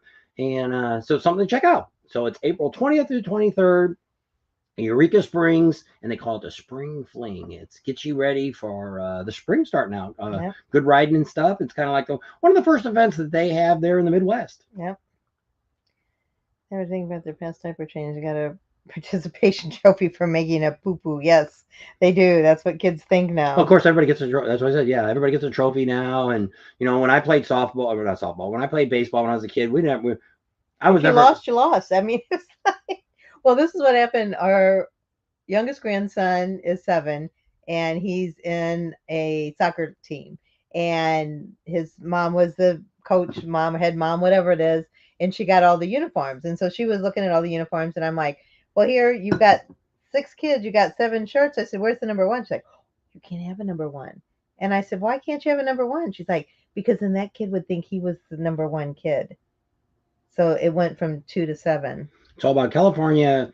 One of the reasons It's we're like, kind of glad we're not there anymore. It's all about, you got to think about everybody's feelings, and you can't hurt anybody's feelings. You can't say something wrong. You got to be political correct and all that stuff. And it just gets to be too much. California's a great place to visit, not so great place to Patrick's live. on. Good evening. Will you all be at the Milwaukee 120th on Yes. July 14th weekend? Yeah, we'll be there. Yes. We get there the Wednesday before. So what you'll have to do then is you'll have to go to our Facebook page to watch and see where we're at and what we're doing. Right now, we don't know a whole lot of it. We will be as we get closer to the event, which we already found out that one of the things we didn't know about is the the park where they have all the bands and stuff at. We thought, do I really want to spend $120 to see these? I don't want to. We can't see any of these bands. I can't film any of it. I'm not interested in any. I'm not a Green Day fan. I'm not any of those. Not fans of any bands that are there to start with, and we really don't. She can't stand at a concert the whole time. That isn't going to work real good for her anyway. So fine. When we stopped in Daytona, they had a little booth there, and the girl said, "Oh, we're going to make a big announcement on April 25th." And it's going to be the kickoff for 120th, and they're going to tell you all the things that are going on. I said, "Is it worth me buying a ticket?" "Oh, I can't tell you." Well, finally, I talked to one of the Harley dealers the other day, and he's like, "Don't waste your money. There's nothing going on there that you're going to miss." Which I figured it was. I think it's just a park where they're going to have the bands, they're going to have some food there during the concert. But when there's no concert going on, there's going to be nothing going on in there. They're not going to let you in. So there's 5 dealerships there. Wisconsin's a big one. That seems to be most of our vendors are there. Mexi Philly's at another one. But we'll hit all those dealerships. We'll probably do the museum. As it gets closer, we're going to be getting a hold of our dealers, our favorite dealers that we have, and start saying, "Hey, get us in.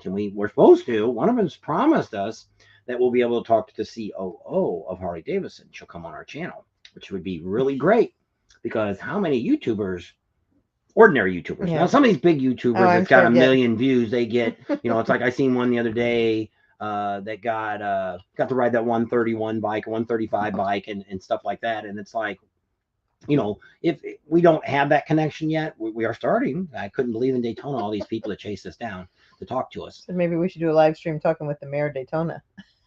They won't even talk to us. We tried to talk to the city. This year we didn't even talk to them. We didn't. The only guy that tracked us down was the guy that's in charge of Biketoberfest. Yeah, and he actually waited 30 minutes to come talk to us, which was great. California fun facts. One, the heat state, except for most people, it's a hate state, maybe. Except for most of the people, it's like a bowl of breakfast cereal. Remove all the fruits and nuts, and you're still surrounded by flakes. There you go. You did a very good. We can definitely tell you're from California. No, he's not. He's from Tennessee. Maybe he lived there before. 30 years in the beverage business. Yeah, South Carolina sled conceals my carry permit. Yep. Yeah. Milwaukee will have to meet at opening closing at the Veterans Park, and music and a couple food trucks. It's way better at the dealerships. And that's what we figure we're going to do, because there's going to be so much going on. We're not getting there till Wednesday. We can't check in till like 4 o'clock or something, I think. So by the time we get there and unload the bike and everything, we'll try to. Hopefully, what we're going to do is be able to talk to most of our dealers are going. Most Red of the Rock and the Las Vegas Harley Davidson's going, Vermont's going. I think Shelly, did Shelly say she was going? I can't remember if she said she was going or not. But a lot of the dealers we've already caught up with all said they were going. We'll talk to Gators when we go over there and see if John's going. And because all of them had to get their rooms, they all knew about it before any of us knew about it. And so that's, we probably could have got, somebody said we probably could have ended up staying on one of the dealership slots, which I don't know if Wisconsin Harley's that's who's going. Cajun. That's ones that let us camp on their spot. Yeah, that's right. They're going. And so we're going to call a lot of these guys up and say, "Hey, what can you do for us? Can you get us into the museum? Can you get us a private tour? Can we get, what can we get?" And we're hoping to maybe get some of the things that the dealers get, that maybe we can go with some of them on some of the events and we can film it. So that's what we're hoping to do. If not, we're just going to run around. And what we're going to do there is we're not going to shoot. It's going to be kind of like this video. Not like this. It's going to be more like Sturgis. We're going to do maybe a video in the morning, a live, and say, "Hey, here's where we're going today, and here's what's planned." And then sometime during the day, we'll do a live and show you, "Hey, here's some exciting things that we've seen today." But then the good videos won't come out until we hit Sturgis in July Hmm, 19th, 20th, and then show that's you all the cool. good stuff. Neil says Milwaukee Harley Davidson will close off the streets and around it for parking, vendors, food trucks. It's like kind of like a Yeah, see, tiny Neil's gone a mini, bunch of time. We'll have to get with Neil and stuff. Sturgis. Yeah, you'll And have to show us around, Neil. well, what we need is some maps and stuff sent to us to show us, which I know where the dealers are all at, but to see stuff like that. And so He just put us in 40 groups, he said. oh, okay. We appreciate that, Jeff. Yeah. And he's a really great guy. He actually came and talked to us out in Sturgis. He's one of the No, people. in Oh, Daytona. Daytona. I keep thinking Sturgis and Daytona, there's so much to they're not alike, but they're two big rallies. The two biggest rallies, Yeah. And probably. we probably talk more. Well, I talk more about Sturgis, of course. And then Daytona is probably the second. It is the second biggest rally. But there's a lot of just Vendor like wise this. and It's stuff. like here because everybody always asks, "What's my once?" Which it is. If depending on sponsorships and things like that, we may not do Florida anymore. I don't know. We have a few people that are talking to us now, and they say we really want you to come back. We'd like you to come back and do Daytona, especially Daytona. And so, as I said, but to stay here and do all this, we're here for a month and a half before Leesburg ever starts. We're just killing time, and we're not going home and come back. Yeah.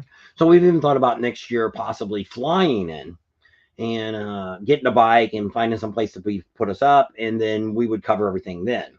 So we're gonna talk to Teddy and see if he wants to do something because he really wants to make his Teddy. After talking to Teddy, I'm really curious about Biketoberfest this year coming at Destination Daytona.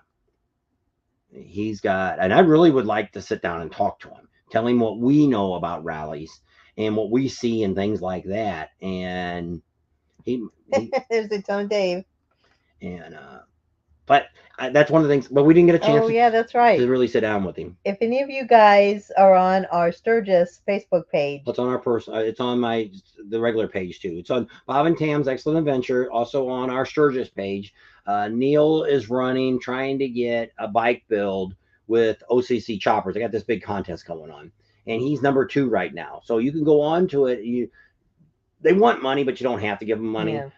You can do one vote a day, and all you can do is sign in through your Facebook page or through. They want a credit card first to sign you in. Oh, I wasn't going to do that. I didn't But either. then when you click down farther, they say, well, do your Facebook page or through an email or something to verify you are somebody. And oh no, he moved down to 3rd. So hurry up and go vote for him. He was in 2nd place. So make sure you vote for Neil. He's our Alaskan subscriber there. He's our little snowman that comes to Vegas or comes to and Sturgis. if you get something like that, maybe we can get some videotape in there. I don't know if that's gonna be a TV show because I went on the website because you can actually go to the website because I was wondering that too. Is this thing even legit or is this some kind of scam where you get everybody's information? And I went to it and actually it's OCC choppers and all this stuff. And I don't know if there it is. Go to that. Everybody click on that. Everybody that's on or not click on it, but copy it. Yeah. And go vote for Neil so we can get him that. But they're supposed to be. I think it's Jesse James or something. It's bought him a network. He's so tired of. I think it's Jesse James and I think it's Paul and a couple other guys are all going in. And I think Billy Lane is getting involved with it. They're starting their own network that's going to be all about motorcycles and stuff. That's cool. And because they said they're so tired. I think Jesse James is the one that said it. I'm so tired of screwing with these companies for all these years that turn what I try to do into something different, that they're going to have their own network. So I just seen that today and I should have did a video on it, but so you can vote once a day for Neil and it doesn't cost you any money, or if you want to pay some money and you can get like 20 votes in or something, but that's it. Everybody write that down and then go to it and vote for Neil. Well, that takes you to it with Neil in the back. David said he voted for Neil. I voted yesterday. I need to vote again. Yes, you can vote for free. Yeah. Best of luck, Neil, brother. You guys are the best of informing people about rally activities. Thanks, Jeff. We try. And so we can maybe get you on a live, and then you can tell us a little bit more about the Spring Fling rally. And then we're planning on stopping by and seeing you on our way back home to get more information on Bikes, Blues, and Barbecue because it'll already be after the Spring Fling rally. But we're probably not going to be able to make it back for that one. It just being that with Myrtle Beach is probably going to be the last year for Myrtle Beach. For us, not for them. Just for us because it's one, we don't have a place that we can stay. Two, even Leesburg and Panama City is up for grabs for next year too. We just don't know. Daytona is a thought of maybe coming back just uh, for the event, but I don't know. We've been contacted by a lot of different people that want us to get more involved in some of the rallies, so things could change. And we actually came up with a price the other day of people that want to sponsor videos. And if we did that, that would end up paying at least for all the rallies we do now. And so what we're looking for, like if somebody wanted us to go to Laconia, we'd have to get a sponsor that would foot the expenses for us to get to Laconia.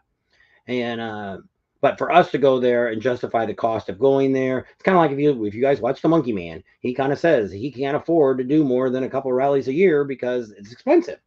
And when you're paying for it, and we don't get everything for free, and which the first year we paid for everything out of our pocket, we Jeff got says nothing this for is going to free, be our year. and it should be. And so things Hoping. things may really pick up, and it's like here we know we definitely have a date with Sturgis now for the next 5 years. The Buffalo Chip really wants us. I'm not committing to anything until after this year to see how it turned out. But I've got really high hopes for the Sturgis this year. We're still going to cover Sturgis up until that Friday when everything starts. So we'll still talk about all the great rides. We'll show you all the vendors that are going to be there because all the vendors are there before opening day. So you'll be able to The see weekend who's at. before they have Yeah. the pre-opening or Yeah, pre. at Harley, they've got all that, and there'll be a lot of excitement going on there at Black Hills Harley. There's some things that the Buffalo Chip does with Black Hills Harley, so there's some things that go in intertwine with each other. There may be times that one of us will always be at the Chip. The other one may be at other events, which would be me, that we'd be filming for to show after the event. So we're really hoping for a lot from that rally. And so we know probably the next 5 years, we're probably going to be going to Sturgis every year. But the rest of the rallies are kind of all up for grabs. But if we don't go to like here, if we don't go to the East Coast next year, then we've got a whole lot of rallies we can do that are from the Midwest over to the West Coast. We would be at the Bullhead River Run that's going on. Yeah. We would do Arizona Bike Week. We would do Bikes, Blues, and Barbecue. We do Lake of the Ozarks. Uh, we might even get back. I don't know if we'd ever do Galveston again. Same thing. Almost need a sponsor to bring me into Galveston. Who was asking us about Mexico? They said they'd go to Mexico. Oh, awesome documentary. Yeah. He wants And to go. so that would be, I'm okay with that too, because that's more of a party rally to go to down There in you go, Mexico. Michael. Michael says he's been watching us for 2 years and he's going to go to Sturgis this year. There you go. It'll be a lot of fun, and it is, and it's always best to go in these off years because it's not quite as crowded as it is any other time. But you don't know. Daytona was. We looked at Daytona differently this year because we spent a lot more time the last couple of years At spending single time events. with the vendors. We were showing you those. We spent a lot of time when there was nothing going on. We're at Rick Rack or whoever we're at. We're filming a lot of stuff to where we really didn't stand back and watch. Well, Daytona this year we did, and that's what we said. Monday, Tuesday, Wednesday was dead. It's like, where's everybody at? Well, then after I talked to everybody, they're all like, no, that's normal. We're busy. That's why everybody always says, should I come the first weekend or should I come the second weekend? Well, I always thought first weekend you come like Thursday and you leave Wednesday, and then more people come in Wednesday and leave Sunday. Well, it's not that way. More people. Well, the first weekend, a lot of people come in Wednesday and they're there till Sunday, and Sunday they leave. And Monday, Tuesday, Wednesday, and then people start coming in Wednesday night and Thursday for the next weekend. So it's more of a weekend thing. It's not as bad as Ohio Bike Week, which we've never been there, but we've heard about that. That most of the vendors in the middle of the week just close up. They're supposed to be open all week, but there's nobody there. It's the people come in for the weekend and there's nobody there. It's like Bandera that just had. That Bandera, is that what this is called? No, Brooksville. Here in Florida. Which But this is only their second Mexi year. Philly showed me there was 5 bikes at the peak and 2 bikes during the concert. So who's watching? Is there a band playing? He's like, yeah, but there ain't nobody over there. Like, it's sad. And the city's probably paying for a lot of that stuff. And it's like, Yeah. it's hard. Just like the guy that's doing the Bullheads River Run. We just put that video up today. David Ferguson's on. Is he really? Yeah, that's what it says. He's not commenting, but I can see he's watching on Facebook. And then Larry's on. That's Bugs Light, Larry Gonzalez. Yeah. So we'll be seeing Larry. No, you're not going to Leesburg. We won't see him to. He wasn't even sure if he was going to Panama City. Are you going, Larry, to Panama City? He was going to talk to Rick Rack. Yeah. Tell him Rick Rack doesn't say nothing. Call me. Tom Cat said Brookfield looks like a ghost town. It was sad. And which was sad last year after we went and thought, well, see, you got to look Daily, at, gotta remember. you got to look at it. It's kind of like the poor guy that we got, Larry, that's trying to get Bullhead City going. It's too far for the big trucks to go. Some of them are going to Arizona Bike Week, but they're all coming back for Panama City because Panama City is a big rally. There's already a lot of people coming into Panama City, so most of the vendors do really, really well And in they're Panama City. established there, yeah. And so to go out and say, hey, let's go do Bullhead City. Now, Bullhead City's got some great riding out there. We've got, Route 66. We've got the Sidewinder. It's 8 miles and almost 200 turns and a bunch of jackknives. It's a great road to ride on. And there's just all kinds. You've got the river. You go up to Lake Havasu. You're not that far from the Grand Canyon. You can go up to Valley of Fire or the Red Rocks in Las Vegas. So there's just a lot of really great riding there. It's not like Sturgis, but it's desert riding. It's different. And it's to Death Valley if you want. I'll pass on that. So Jeff wants to know your top 5 bike rallies in the country. I don't know if I have 5. Well, of course, Sturgis is one.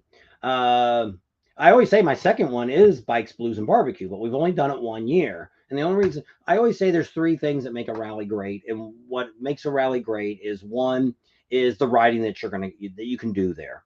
2 is the vendors that show up. And 3 is the people that go to the rally and the people that work the rally.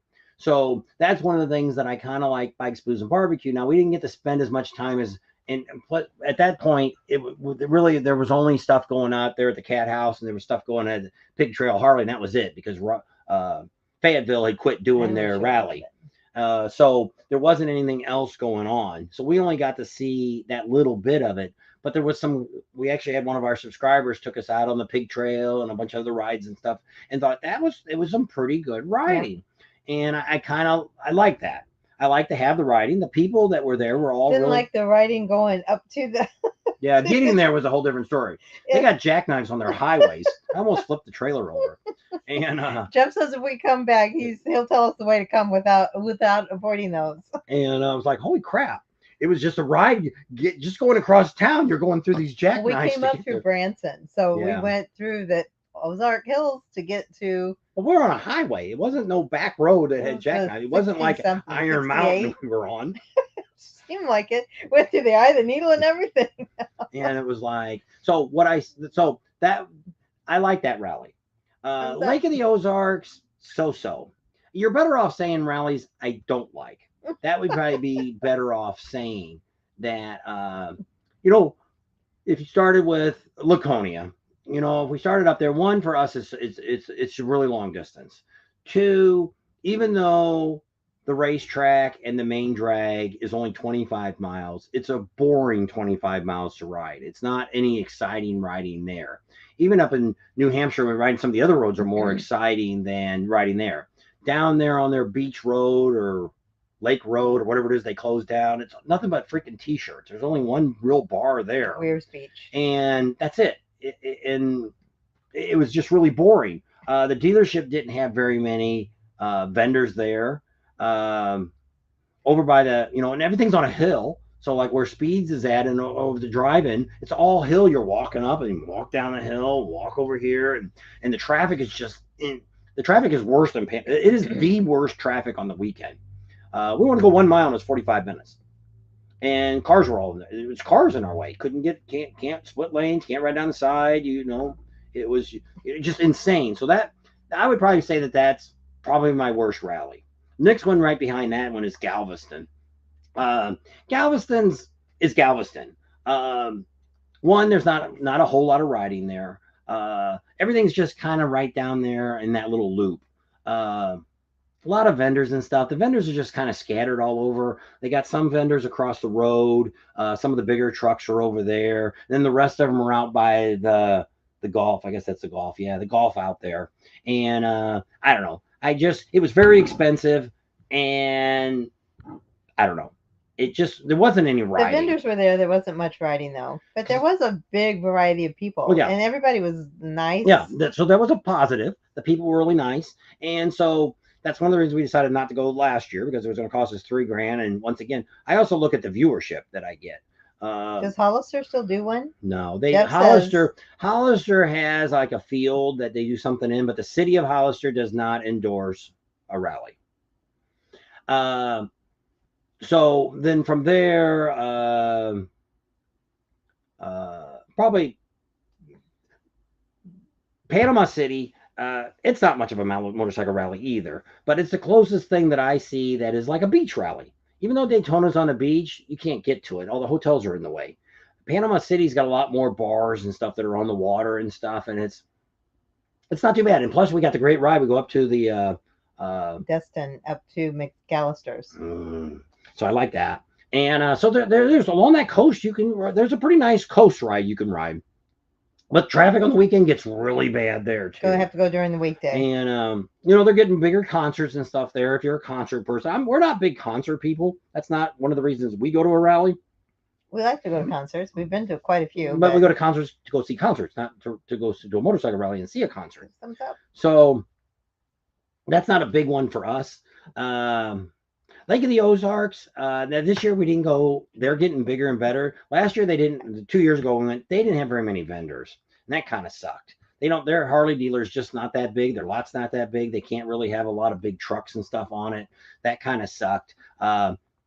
Bikes, Blues, and Barbecue, bouncing back to that, is Pig Trail. They have a big lot with a lot of vendors on it. Pretty much anything you're going to want done is there. There's no big trucks there. I don't think Ciro's there or J&P Cycles, but all of our regular vendors that do stereos and lighting and interferings and stuff, all those guys are all there. So there's a plenty of vendors. Then also up there in, where's the bar at?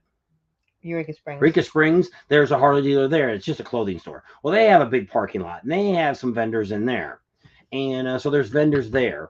And so at the bar, that's more, to me, more of a party place to go. A lot of people go there. If you're an Adam Sandoval fan, he's been there a bunch of times, and he does a lot of videos and stuff there. I think we did a live there last time we were there. We sat over at the table. I think we did a live from there. We sat at that table. Yeah. I don't think we were just sitting there, because first we were waiting for Adam, but he came the next day. Yeah, we got our days mixed up because he was going to announce. And so what else are we going to talk about? So we've been to Arizona Bike Week. Arizona Bike Week sucks. There ain't nothing good about it. The only thing good about it is Cave Springs. Cave Springs is about this big. And very tiny. There's about 2 bars there. But it's a hopping in place. Yeah. They have, usually in their parking lot, they have some bike builders and stuff, and they have a few vendors and stuff there. No big trucks. There's people with like 10 by 10 tent, and that's it. Used to be the rodeo place across the street, which is called the Buffalo Chip. They used to have vendors over there, and I don't know whatever happened to why they don't do it anymore. The other thing in Arizona is if you go to Leisure World, what's it called? In where? Arizona, what's the world something? Oh, Westworld. They used to charge like $100. Now they charge you $12 to still get in. To me, it's a rip-off. Vendors. I mean, that's just to walk in and see vendors. That's not even. And so the vendors are paying to get in there. So it's like me, if I'm going to pay money to get in there, chances are I'm probably not going to spend, which I don't think we went there twice. I don't think I ever spent any money inside the vendor thing other than buying a beer or maybe something to eat. But the Indian was outside, and we went and did some test rides on Indian one time when we were out there. And so somebody asked if we've ever done Adam Sandoval's. We've been there twice. We helped break the world record. I actually have a patch. We'll probably put that in a little frame, put it in the office, because I see that he puts it on his stuff. Oh, does he? 3,479, whatever the number was. We have that. I also got a certificate from the Guinness Book of World So Records. we were there for that. So we actually got there early, and I helped him work on the campground. Me and Daryl did a bunch of work. So I know Daryl, then we knew Chucky and Matt, and what's the girl's name? Roanna and Cheryl and Daryl and. Yeah. So we know all them. And they all know who we are. You got to do say Bob and Tam, and they'll know exactly who we all are. And so, yes, we did that. And then we went back the next year for the Stubborn American one. That year was kind of our last year because, when we started YouTube. Plus, there was a million YouTubers there. Yeah. Everybody was there. I don't want to film what everybody else is filming. Then you go, well, you were just in Daytona with a bunch of people filming, but you ain't filming what we're filming. They might be overlapping some of the stuff we do, but they don't have the coverage that we have for the events that we do, because we go farther. Prime Cut Pro, even Awesome Documentary, as big as those guys are, they're not going and talking to Shelley Rossmeyer. They're not talking to Teddy, they're not interested. They're there to get their footage and to move on, and Nice. that's what they like. So yes, we have been there. What are Adam your gives us a thoughts on shout. Chucky? He seems like a really nice guy. He He is. is. Chucky is the nicest guy in the world. Yes, he'll And do anything. yes, He's a sweetheart. and he's just like he is on there. He's actually, if you, he's really shy when he's on camera. When Adam puts him on camera, he's a lot better in person talking to him. But he's a really He'll good do guy. whatever It's you ask actually him. his grandpa, I think, His originally owned the campground, and that's who sold it to Adam. And then I think Chucky came in as a deal, part of it. So Chucky came with the property. yeah, I think that's kind of how it went. But Chucky's really got Matt's gone, which I just seen the video the other day. If anybody's seen, Matt left. Uh, I don't know. I don't know why he left. It doesn't really matter. I guess he wanted to go off and make life better. You're not gonna get rich working in a campground. Yeah. So Chucky will probably be there forever. I'm sure he'll be missed there because I think he did a lot of stuff. Daryl and Cheryl will be there forever because they kind of traveled through, and that's how they stopped there one day. And then next thing you know, they're working. So they'll probably be there forever. I don't think they'll ever leave. Roanne actually owns the property at the top of the hill. When you go Where out the his horses driveway are at. to the left, that's Roanne's place. And so I don't know if she still works there, but she was coming down off and on and helping out during different events. She and wrote stuff. something on YouTube the other day and said you guys need to come back out or something. So she's probably helps Adam out a lot. So when they seen us a couple years ago, when Adam kind of got out of doing some of the other stuff, he came to Sturgis with the whole crew, and they were all at Cyril. Well, Adam couldn't remember us right off the bat, but all the crew come running up to us going, "Hey guys, how are you doing? You know, what have you been doing?" And we're like, "Oh, we're just chugging along at Rallies." Daryl said most YouTubers just filmed Main Street down in Daytona. Which it is. And when somebody brought it up to us and said, "You realize how many people don't ride motorcycles?" Does that drag guy? Does he have a motorcycle? The guy that got the shirt that's got all the it looks like a racing shirt.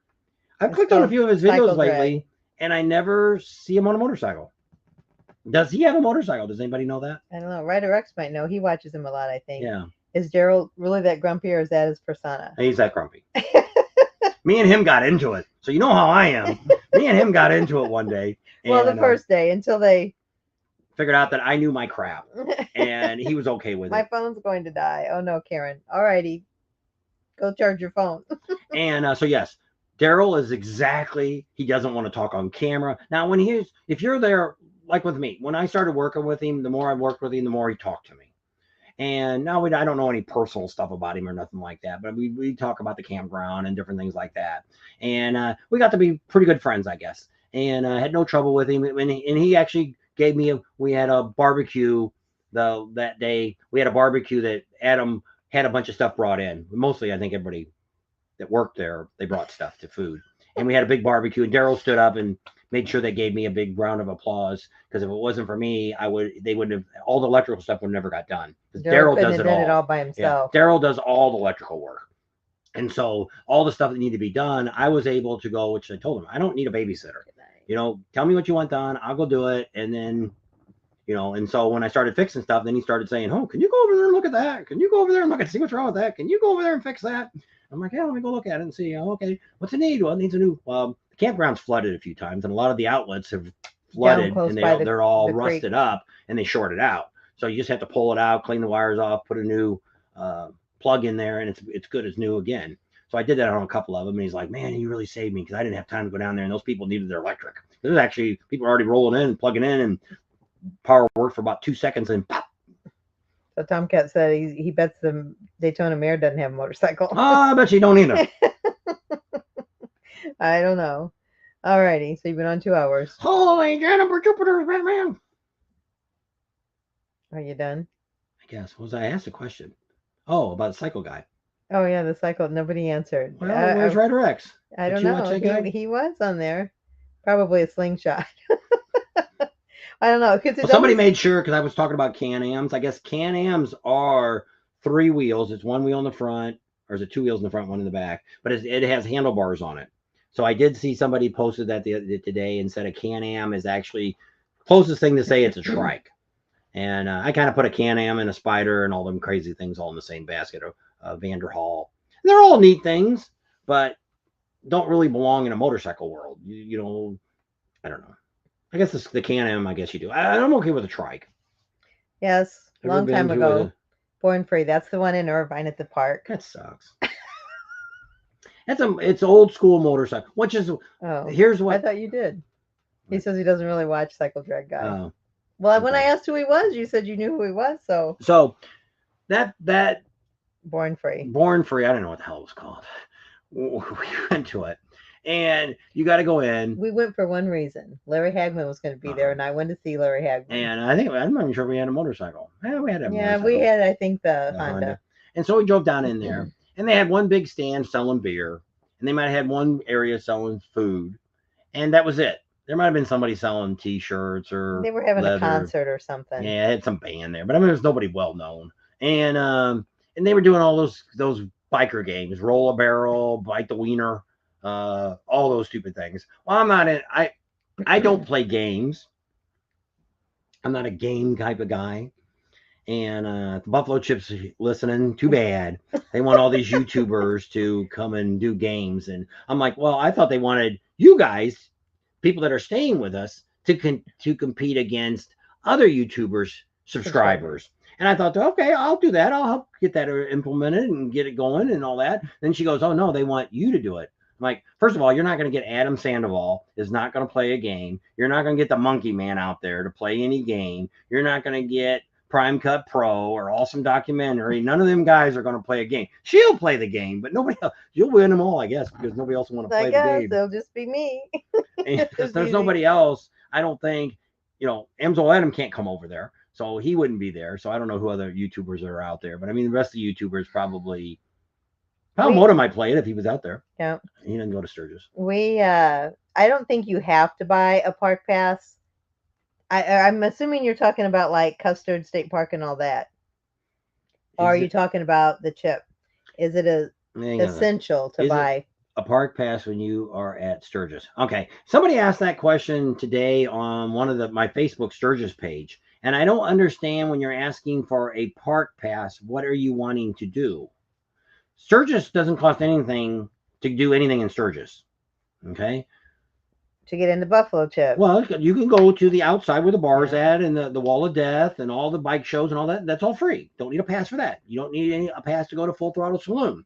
All the stuff that's going downtown in Sturgis is all free too. There's no pass required there. Pretty much everything in Deadwood is free too. All the concerts and all the stuff going on down there.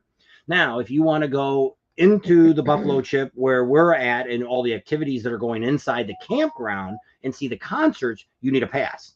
Okay, that's just for that. The Full Throttle doesn't charge you unless you come in after 6 o'clock at night. They charge you $20 or $30 to get in to see their concert, but you get a drink or two. Then, so if you want to go to Mount Rushmore, you want to go to Crazy Horse, you want to go to Custer State Park, you want to see Devil's Tower, you want to see the Badlands, those all take a pass, but they're all different passes. So I don't know if that answered your question or not. Going to the dealership, the Harley dealer, to see all the hundreds and hundreds of vendors Karen there. says, you mean you don't want to bite the weenie? The women bite the weenie. Now they put mustard and stuff on. They want it smeared on your face like you got oozed on. Yeah, fine. Right? Oh, yes, you should have. I don't know what that meant. I'm not going to trash my bike games. Yeah, I know. Well, if we had like a Sportster or something, I would do some of that stuff. But with a big old touring bike, no, I'm not. I can, which I do in traffic. I turn the handlebars and we're sitting there real slow and going like a half a mile an hour and it's still moving and I'm level and keep moving. I don't have to put my foot down if the next car gets moving quick enough. So yes, I can do that. But when you're in grass doing it usually, or you're in rocks or you're in dirt or whatever it is, but if we were on a Sportster or a Softail, oh yeah, I would have no trouble doing any of those games, trying them out and pushing a barrel or something like that. But my touring bike, no, I'm the same way. I don't want to drop my bike. I don't need to tear my bike up, and they ain't giving you nothing worthwhile winning. What are they going to do? Give you a freaking beer or something when you're done? George says the best games he's seen is the motorcycle demolition derby. I've never seen one of those. We've seen tractors. We've seen motorhomes. It says the annual event on the East Coast Sturgis at Apple Mountain. I don't know. You'll have to get some video of that and send it to us. That'd be pretty fun. That'd be killer. Yes, you would die. If you're old enough to get a national park pass, they're all free. No. You could not get into Mount Rushmore with your national park pass. You still have to pay the $10 because it's to park. It's not That's to get. It's right. free to get in. It costs you $10 to park. Now, national park pass does not count for Custer.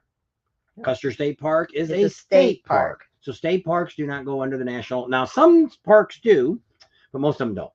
But when we went last year, because we didn't know how many times we were going to go through Custer's and Iron Mountain and all that, where you need a pass to get through. And I think they said if you got there, well, see, we have a South Dakota license, and I think they said it was $36 per person. But if we were on one motorcycle, I think we only needed the one. Yeah. So I told him it wouldn't be a bad deal to get it, but it only cost you, what was it, $20 to get a pass, because we went before Sturgis started. Yeah, Did Bob just say? like 7 days. Yes, he did. What? Ryder X wanted to know if you just said oozed on, smugged with. Oh. Ooze like it from the what's that TV show kids used to watch? Oh, Nickelodeon. Yeah, that kind of ooze. That kind of ooze, he says, from Nickelodeon, the kids' TV show. They provide the old Hondas. Oh, they give you an old Honda to ride in I the still wouldn't do demolition derby. That would still be suicide. Did you know if you're on disability, you can get into all the parks for free? No. Even the military, some military VA cards you can get in free, but disability, no, because she's got disability and we don't get in all the parks for free. And I've got America the Beautiful pass. It's a disabled pass. You almost have to have one for each state is what they really want you to do. National park does not apply to state parks, which Custer is one of. That's correct. Do you remember the original Newlywed Game? Yes, we thought you guys would be fantastic. We did. We did a Newlywed Game a long time ago at the Yep. campground we were at. Yeah, we didn't Did do we too win? bad, but I don't think we won. I don't remember. We played it the other night. We were watching all the old TV shows and the Newlywed Game was on, and I don't know. It says I don't remember what it was. Oh, if you were at a smorgasbord, you would have a plate full of blank, and he'd pass on the blank, and I got that one right. I don't remember what it was. Chicken? No. A smorgasbord of women. Oh. I would have a plate full of blank, but I would pass on blank. And I told love him. Jugs. I love my love jugs. And I told him, and he says, yep, that's right. So a plate full of boobs, and he'd pass on the feet. Mm-hmm. I have to add ooze to the list, which includes Loosey Goosey. There you go. You got to get primed up for your... for his videos. National parks are free with park passes, but you still have to pay for the state parks. I don't know. And, every state's different. So, but in Sturgis, yeah, I think $20 was for the week at Sturgis. Yeah, and that also covers 7 days. Well, you can also do Custer with that, and you can also do not Iron Mountain. What's the other one? The road. Iron Mountain and Needles Highway. Needles Highway, you have to have a pass to get on Needles Highway. You're going through Custer State Park. So if you buy the Custer State Park one, that covers Needles Highway too. So you can do them both at that point. And when you get that, it's good for 7 days. Yeah. So you don't, if you want to go to it a couple days later, if you want to do one, and I usually do them both on the same day, but that's me. But yeah, so it's good for a week. I'm pretty sure. And then the federal park is the same way. If you go and buy, you go to Devil's Tower and you pay there, it's also good in the Badlands. So you're already covered there as long as you go within the week, which most people, you're there for the week of the rally. Or if you get it on Wednesday, it's good to the next Wednesday. Oh, I hear the fireworks. Disney's going off. Oh no, fireworks! I did get. It might be spring breakers going crazy. It could be. They're all shooting each other. Oh, Neil, where's it at? What are you looking for? Somebody wants to know how to vote for Neil. Oh, there it is. Here's how to vote for Neil. You can also go to our Facebook page, Bob and Tam's Excellent Adventures. There you go. And you can find a picture of him on his motorcycle sitting in front of the Sturgis sign asking for your vote. So that's the best place to check and find him at. So if he just came on, Neil's trying to he's in third place. He was in second. He's dropped down to third. So we got to get him to first place so he can win that OCC chopper bill. Neil, is it a bill? Yeah. Neil, when is that over? Yeah, how much longer do we have? Because if it's going on for a long time, then and you can vote every day. Yeah. So where was I at? I was way down here somewhere. Oh, he wrote it on there again. There you go. And I looked for it. Ralph's on. There was a serial killer on the day. I know. I saw that episode on Criminals Minds or whatever. Something. I saw that. I didn't know that. How about that? And he won too. Could you imagine going on a trip with him? Cliff C's on. What are your thoughts on Peppy Hall Campground? I don't know anything about it. Never stayed there. But we do. That's Jesse good. from Jackal She takes knew. care of it. It's really nice. There's no trees, but they have a lot of full hookups. Uh, it's pretty laid out. It's Jesse's done an excellent job of supplying electricity and stuff. I've never heard of any electrical problems out there. They do have the swimming pool that you get to use. Actually, anybody can use it, but it's there. And if you stay at the Pappy Hoyle, you always get all the free concerts, which doesn't mean anything because you can get free concerts anyway if you get there before 6. But if you're at the campground, you want to hang out till 7 or 8 o'clock before you go to the camp to concerts, you can go there. The only bad thing about Pappy Hoyle is you're 7 more miles out of town. Uh, I don't like that. I don't like to be far away from. See, we do most of our stuff in Sturgis, and so you're 7 more miles outside of town. That is a very big area that gets picked off by the cops on a steadily basis. I They're don't know, always sitting there. and we see a lot of cars. We've seen more cars pulled over than we have bikes, but I don't know why they're getting pulled over. It's not Sturgis police doing it; it's the county again. So I don't know why, but that is a very bad area when you make that turn there off of the main drag going through Sturgis. I think it's the LaSalle. 34 to the 79. Yeah, so when you turn on that 79 all the way out to full throttle, it's just nasty cops. They're just constantly pulling people over. That's another bad thing. But I mean, if you're, it's like I tell On a people, motorcycle, they pull you. you don't want to go in town and be, they got the bus. The bus will haul you around to all these campgrounds. And if you want to go out and do a Saturday night or Monday night or whatever it is, and you do get crap faced and all that, then get on the bus and ride. It's been 2 Don't get on your hours. motorcycle and do this because you don't want to get a ticket. You don't want, especially when you're out of state like that, you don't want to get a DUI or anything like that. It's like we did. We stayed at Kathmandu.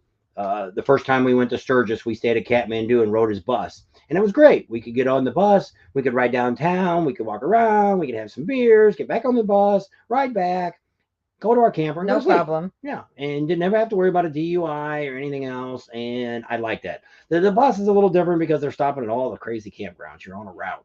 So it does get pretty wild on the bus, though. Yes, it does. And there's also the Jersey bus now. Not Jersey bus. Jonesy. Jonesy bus, that's it.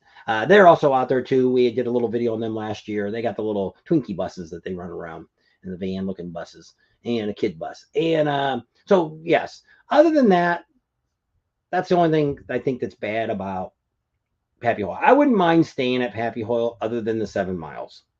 The cops don't scare me because we're not drunk when we ride the bike. If I'm gonna do drinking and I was at Pappy Hoyle's, I'm going over to Full Throttle. Or they got the store there. You can buy beer and take it back to your camper and drink there, cabin or whatever. So we never got to see the outhouse races at Suckling Blow, but I think they take a motorcycle and hook it up to an outhouse and they pull it around a lot. We went and they said, oh, they didn't have enough. I think they had it was there.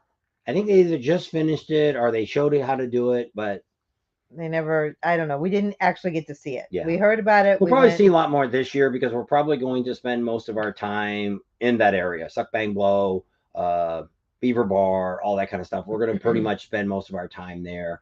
Once again, we're not covering a lot of the vendors. Steven's supposed to get us a bunch of places to do some riding, so we might talk about that. The number one bus is the Partridge Family bus. There you go. We see one of them not too long ago. Yeah. Oh, we saw there's a truck that had a camper off its axles on the back of a flatbed, and we saw it. This is like the second or third time we've seen it down here in Florida. Well, it just says, some of these campgrounds say your trailer can't be older than 10 years old. Why, I don't know. So what this guy does, I guess, is he must have bought him a flatbed and a nice new truck.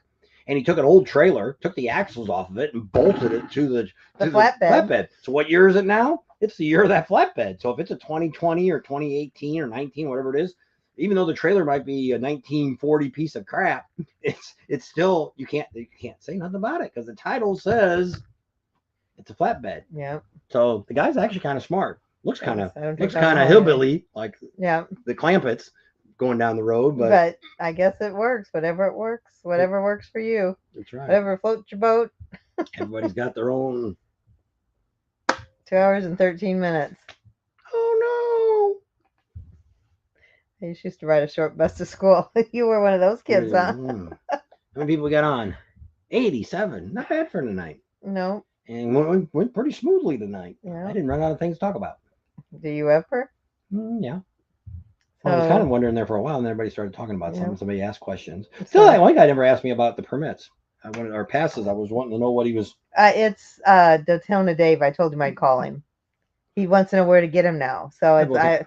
I will call him and ask him. Have you ever seen the guy who bought one Elvis Presley airplane? He lives somewhere there in Florida. Is that the guy that did the videos the other day? I seen some guy out. It just come up on my feed. And I only watched a few seconds of it. He went to see the airplane. They were getting ready to start it up. They hooked the battery up to it, and the lights came on. I turned it off after that. Had stuff to do. Is that the same guy, or is that who we're talking about? If it is, I can track the guy down. But if it's not that guy, then I don't know who to look for. Yeah. They had outhouse races at the Fur Rondy, closed off 4th Street for 3 to 4 blocks. I don't know. I don't think that would be a very fun experience. I don't know. I don't know if you have to have somebody in the outhouse when you're. Oh no, I'll pass. There's nothing in Good it. luck, Neil. It's Hope you win. emptied. Yep, Neil will be voting. Don't forget to vote. You can vote every day for Neil. So I'll have to He send didn't out tell a us when it's mass. over. He did. That you're talking. You, It's. I'll have to show you. you don't know. Remember what he said? Well, the It's 13th through this the month. 23rd is the top 20. Where did he write it at? Now I gotta find Neil's Well, thing. I'm wondering. Just all I need is to know the ending date. I don't. What's the ending date? I don't know if he wrote that. So Bear said he was special. Mom always entered me The into the Olympics to special. prove it. For always slide better than the Cartman. Uh, so Neil, what were the dates again? Should be at the bottom. You haven't had that many comments since I asked the question. I don't know. Just go to the bottom. Maybe he's already wrote again. I don't see Because it. he can come back in a minute and tell us. So what does this one say? I was playing by Jimmy's World on YouTube. You'll have to Let's see look if it it's the up. same guy. I'll see if it's the same guy. What did he write? Oh, the Special Olympics. Uh, are the outhouses full or empty? I don't know. Yes, they're empty. I don't know. I would hope they were empty. What was it again? Jimmy's World. Jimmy's World Jimmy's World. on YouTube. There it goes. It begins on March 13th and ends the 23rd. Public voting will help reduce each group to the top 20 competitors. So there you go. You got it? Hey. Oh, my hand's asleep. So yeah, that's the same guy that I seen. I watched his video the other day. Elvis So you'll be Presley's able to private find jet. them. Well, let me see. Oh, Yeah, they're empty. Karen says they're empty. they're empty. I told you, I knew they were. That guy had a lot of viewers. He had 370,000 subscribers. I don't know. Is that the only videos that guy does? Jimmy's World. So don't forget to vote for Neil. My mom says I'm special. That's what he says. He's special all the time. 23rd is this round. So it ends March 23rd, which is Wednesday. Tomorrow is the 20th. Yeah, so Wednesday will be the last time. So vote every day. Yeah, empty. It's about a week for each round. Just keep voting every day, please. There we go. Everybody's got to vote for Neil every day. I still have my helmet and my pads to prove it, Bear says. So you only have to be in the top 20 to during public voting. What happens after that? I don't know. We'll have to just keep watching and seeing and keep voting for him. So that's cool. He's still back up in the second place now. We got to get him to first. There you go. I don't know. I think the other guy, there's another guy that went on our Sturgis page, the guy that's doing tours on motorcycles or something. I don't know if that's the other guy that's first place or not. He put it on the Sturgis page, I don't know, a couple of weeks ago. I was going to pull it down, but he's got it with his ads that he offers these rides. You can go to Sturgis through Grand Canyon and all this stuff. And so it's like, I don't know. So does anybody got anything else before we wrap it up tonight? What is Bob's go-to sandwich? He doesn't eat sandwiches.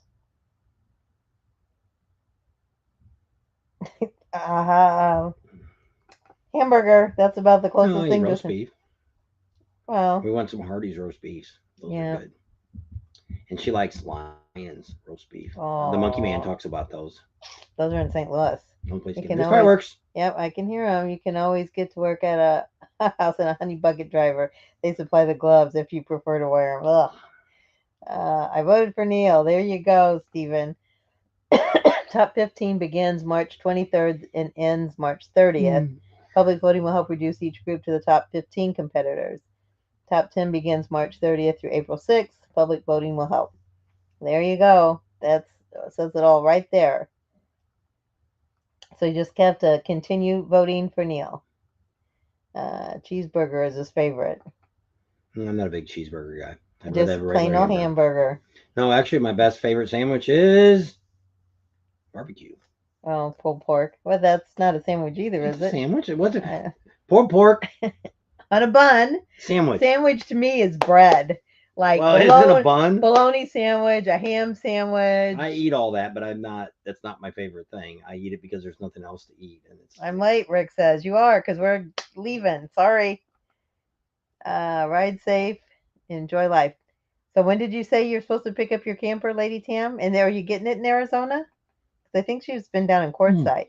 Later, everyone. Have a fantastic week. All right. You too, Lady Tam. So going on last time for any more comments. Look at our great little poster we got. Chopper time. That's one of our new banners that we got for the shop. And we got Somebody that from asked Willie. if you put that up yourself. And I helped. She held it while I put the clamps on it. Yep.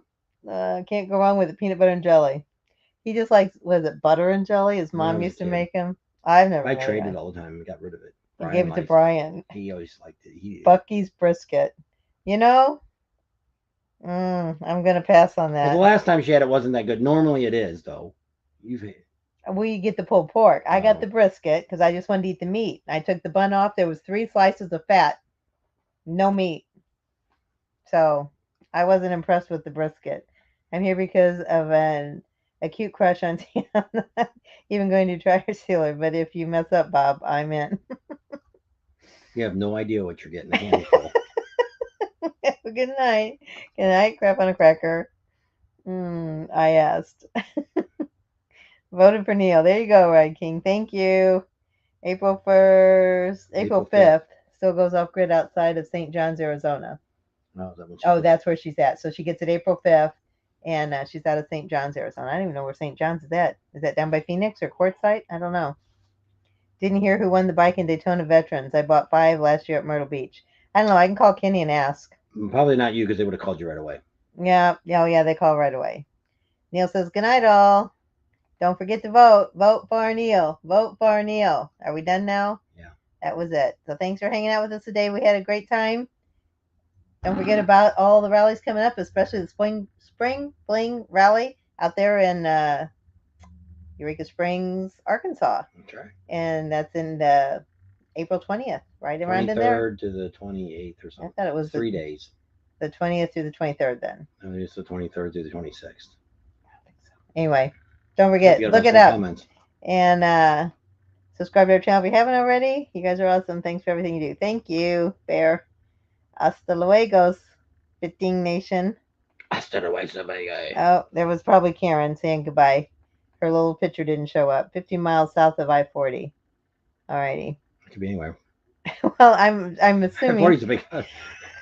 It goes straight through the middle of Arizona. We're only like 15 miles or 18 miles from the 40. Yep. Red King says Pating. Next to New Mexico. Okay. So she's on that. We're on the other side. We're closer to California. May 26th will be the end day. Wow, May 26th it goes through. So that's all of the rest of Maybe we'll get out there. April, maybe we'll get to talk to Paul from OC Choppers, and maybe he'll talk about it. There we go. Good night, everyone. Be safe. Good night, Raider X. Yes, it was me. Okay, Karen. Your pictures don't show up, but I figured it was you. So subscribe to our channel if you haven't already. Share it with your family and friends. Think about Patreon. Give us a big thumbs up. Ring that bell for notifications. And we'll see you on the next video. It's causing an earthquake. The trailer. It's the fireworks going off still. Alrighty. Say good night. Good night. Good night, Jim Bob. It's John Boy. You're supposed to say Pating. Good night, Pating? Yep. Who's he? All of them. Oh, good night to the Pating Nation. See you later. Alligator.